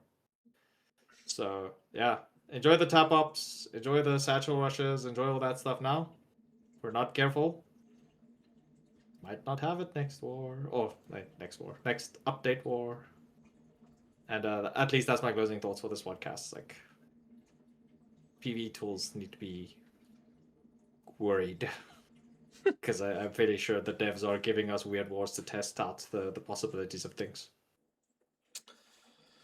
All right. Well, guys, I want to thank you all for coming to hang out. I really do appreciate it, and I really enjoy doing this. Shameless plug. If you guys could like and share the YouTube, I really want to get this podcast out to the devs, and I'm going to be posting this on Reddit too. If you guys could leave some comments, I'd appreciate it. But thank you guys so much. We're going to end that one here, and yeah, dude, see you guys next time. Peace.